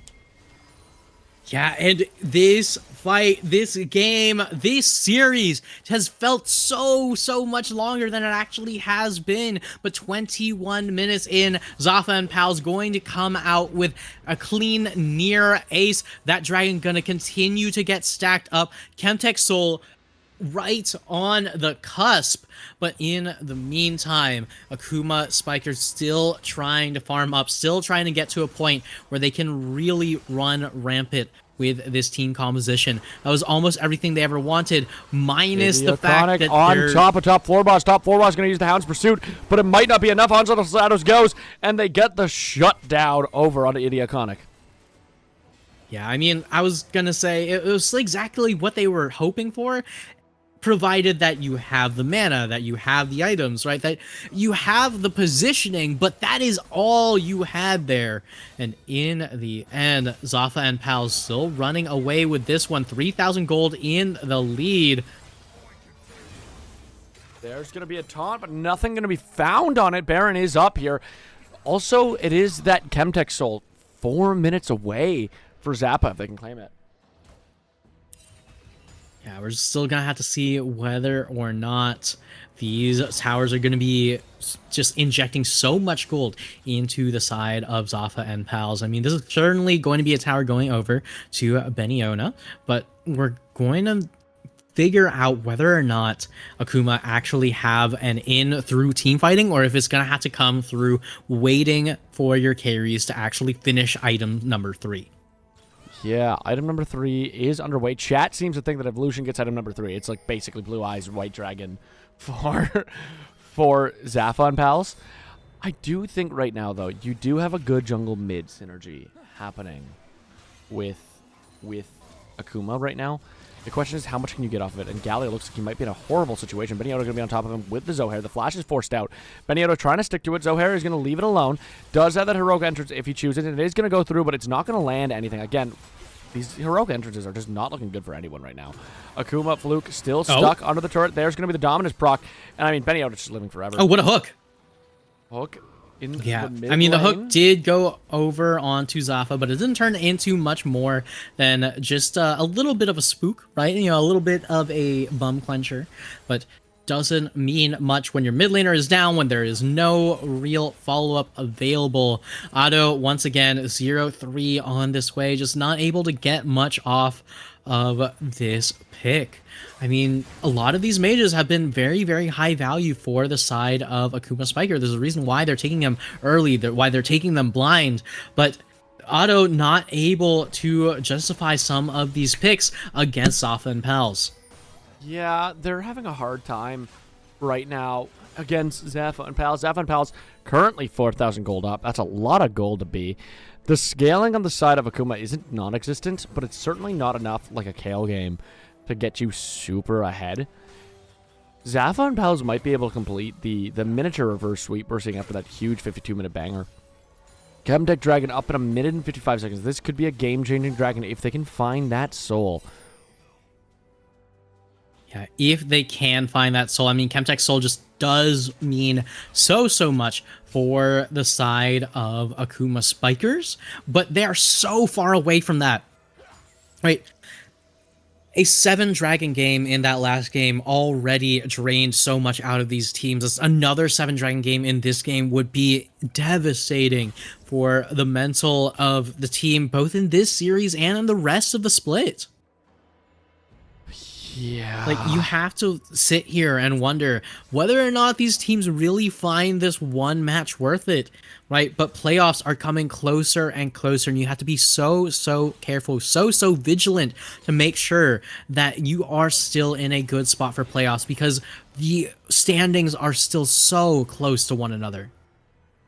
Yeah, honestly, right now, it's the playoff runs, and even like the seeding in the playoffs matter so much as we approach the second half of the season, right? Like, a playoff seeding can be the difference between a make or break in early playoffs, because like if you end up being seeded in a bit of a difficult spot, it's can be very damning, and you could go against a team that might be eliminated by someone else, and it's that like rock paper scissors dynamic where you could have got farther, but you got seeded against a bad team, or if you don't make playoffs at all, always a little rough. But trying to finish top of the season gives you momentum as well, right? Like, if you're winning the 1st versus 8th seed, right, you get that momentum in the early playoffs. You get those early best of 5s out of the way, and now you're in that playoff mindset going into finals. And if you're a team strong like Akuma or Zafa, it can make a big difference. But if Zafa wins, I mean, Zafa will just be annihilating through, it feels like. Beniona right now, though, looking for an angle, is going to get the stun on Galio. There's going to be the culling, but it goes wide because of the going golden. Meanwhile, it is Zohair's kind of isolated right now. That the heroic entrance does land onto the tentacled Beniota. Beniota taking less than a quarter of his HP there, but same with Firefox. Galio also going to be forced to back here as this dragon spawn, but they're going to continue to fight it. It doesn't look like a good fight right now at all. Fireflan's forced to TP. That's 2 TPs coming into the backline, though. The TPs could make a big difference. Dragon chunk to 5,000. Zafa going to get a little bit more chunk. They realize that Fireflan's and Fluke is there. That's going to be a huge onslaught of shadows, though. Coming out of Zohair. Top floor boss going to fall up onto Ado. There's going to be the exhaust. He is going to go down, but it was a big play. Zafa might be caught, though. Zafa is caught. There's the shutdown on the Renekton. Zafa doing so much damage, trying to glide, but he can't glide far enough. Zohair does return the kill. Arcadius now back. That's the hook. Fire Flans going to get so much damage onto Zohair, but Zohair trying to trade. Can Zohair at least get Chief? Can Zohair at least get Chief? He's trying real hard. Chief down to 1 hit, but the chains are going to land on Fire Flans. Here comes Addo. Addo going to try to help Zohair. Running out of there. If he can stay alive, they can't really take this dragon without the risk of a steal. Spiraling Despair going to miss, and Arcadius going to make sure that Zohair stays safe, and now we're resetting for another Drake fight. Oh, and Arcadius going to get caught up for just a little bit, but it's yet another reset on another reset. That was 3 teleports in that fight from Akuma Spikers alone, but the shutdown onto the Milio goes over to Otto, and Itaconic on that Hecarim going to be able to run over at 50 billion miles an hour. The soul is denied. Akuma Spikers are still in this unless Zohair goes for the steal. No, he doesn't. It's too little, too late. Unfortunate. Zohair was thinking about it, but ultimately not going to make the decision to steal. Baron going to be the only objective on the map at this time. Yeah, I mean, Baron is going to be available. That was so much fighting from Akuma. That was 3 teleports for that fight to actually work out in their favor. Itaconic at the very end of the fight was already respawned despite being the first one to go down early on. But now, with the fully finished Death's Dance, should be in a much, much better position for these later fights. I am very curious. Like we said, I do think the scaling does favor Akuma in the end, but I do still think Zafa's ahead enough that they can probably try to force a Baron soon. Look for a pick, get that Baron, and then play that Dragon. I still don't really know, because like the thing is, right, the scaling itself is one way to put it, but I think that the overall front to back from Zap is nothing that you can scoff at, and Akuma have the better composition for fighting if they show up first. If they're not showing up first, it's essentially worthless, right? I mean, this is a team composition who their entire game plan is just, hey, please run into us. Please hold W at us, and we will punish you for it each and every moment. If you're the one walking forward on Alawi, on Galio, on Hui, good luck actually making something out of that. Yeah, you do kind of need to be there first for these objectives. Or you can try to trade something for a nasty split push if you really think you can. It just can't really be the Dragons anymore. And losing Baron is very, very damning 31 minutes to a game. Speaking of which, 31 minutes no Barons. Yeah, I mean, these team fights have been very, very terrifying. If you step up a little bit too closely, even one moment, that's a heroic entrance coming in from either side, right? You got to be very, very careful. You cannot be slacking off whatsoever. In the meantime, we're seeing even more damage being built on Itaconic's Hecarim, right? It's not a matter of the survivability. It's a matter of whether or not you can make people care about this Hecarim running over your backline. Yeah, the question is, can you make people care? He has the damage. He has that Death's Dance available. Of course, it's going to extend that damage by 3 seconds if he takes a chunk. And, I mean, he does get blown up pretty quick if he's diving your backline and looking into Fury and the Silas and Reckon to hop in. But if he's able to dive that Zafa for free, Zafa will go down. There's going to be the culling. It's used on Fluke. Fluke chunked quite a bit here. Zohair looking for some damage. Does get the damage off. The Magic Shield is going to be popped here. Now they're going to start making their way to Baron. That's the call. We do still see Fire Flans in that bot lane. TP available, but like you said, if they're not there first, is it worth fighting? We're about to see what they think is worth fighting. Well, Fire Flans on that split is going to TP. It looks like they're going to call for the fight anyways. Tentacle's not available at this pit. The Onslaught of Shadow is going to be stolen by the hijack, but they get them off Baron using that TP. Dragon up in a minute 35. Yeah, Dragon in 135. Nobody's allowed to die here, even if you do get the Baron, and that's from Fluke. Fluke might be proving their only win is a Fluke in this series. As Fluke forced to run away. Beniota going to take a lot of damage here from the Test of Fate. Spiraling Despair. But is it going to be enough? It is enough. Beniota is going to go down, and now the fight is underway. The Onslaught of Shadow is going to go forward. There's going to be the heroic entrance. The Fury goes down as well. This should be a free Baron for them. Now the Test of Faith going to be used under the turret. Triple kill from Ado here. as they do lose Fluke, but I mean, they're going to get a lot for this. They're going to get this mid T2. They might get the mid T3 should they choose, but it doesn't look like the call is for Baron.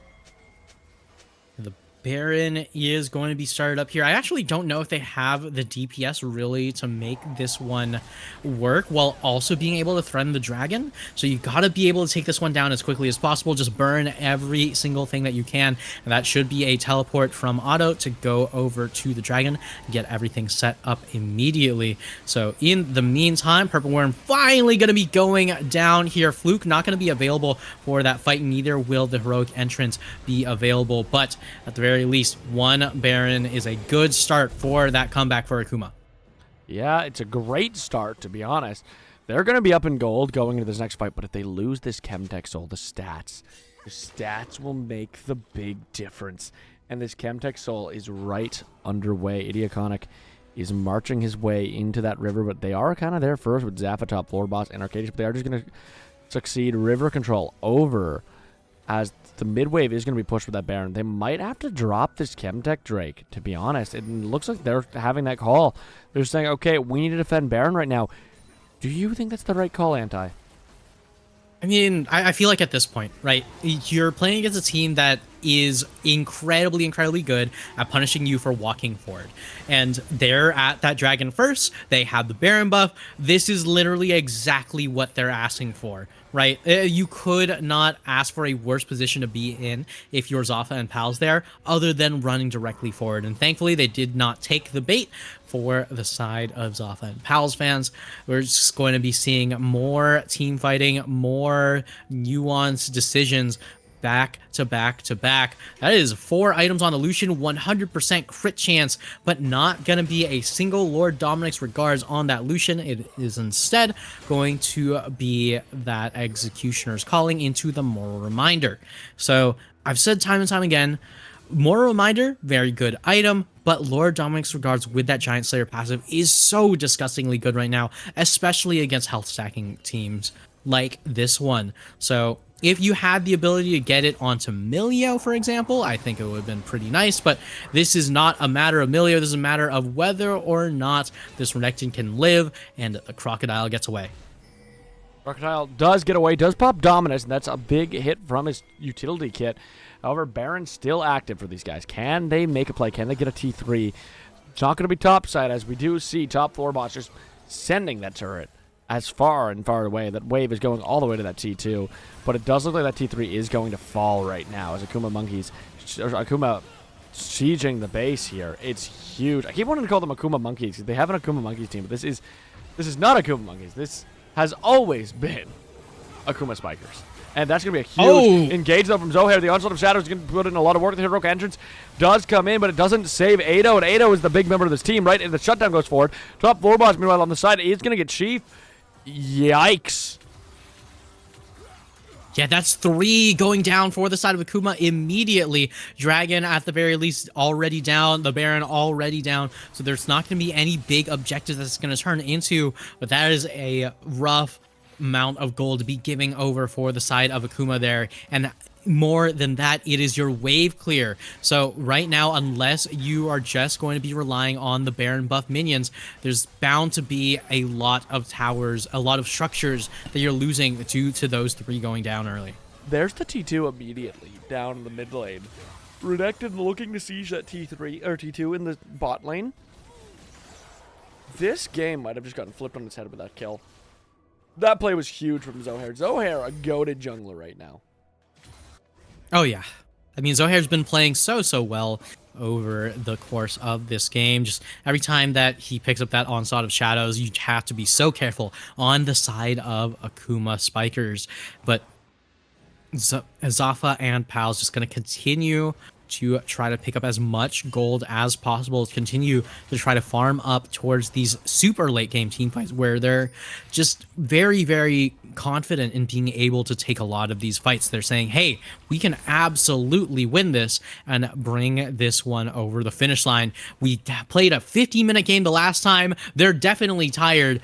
Just drink some coffee and we won't be tired on this end. Drink some coffee. Drink some coffee. Get your dragon, get your Chem Soul if you can, or deny it if you're on the other side.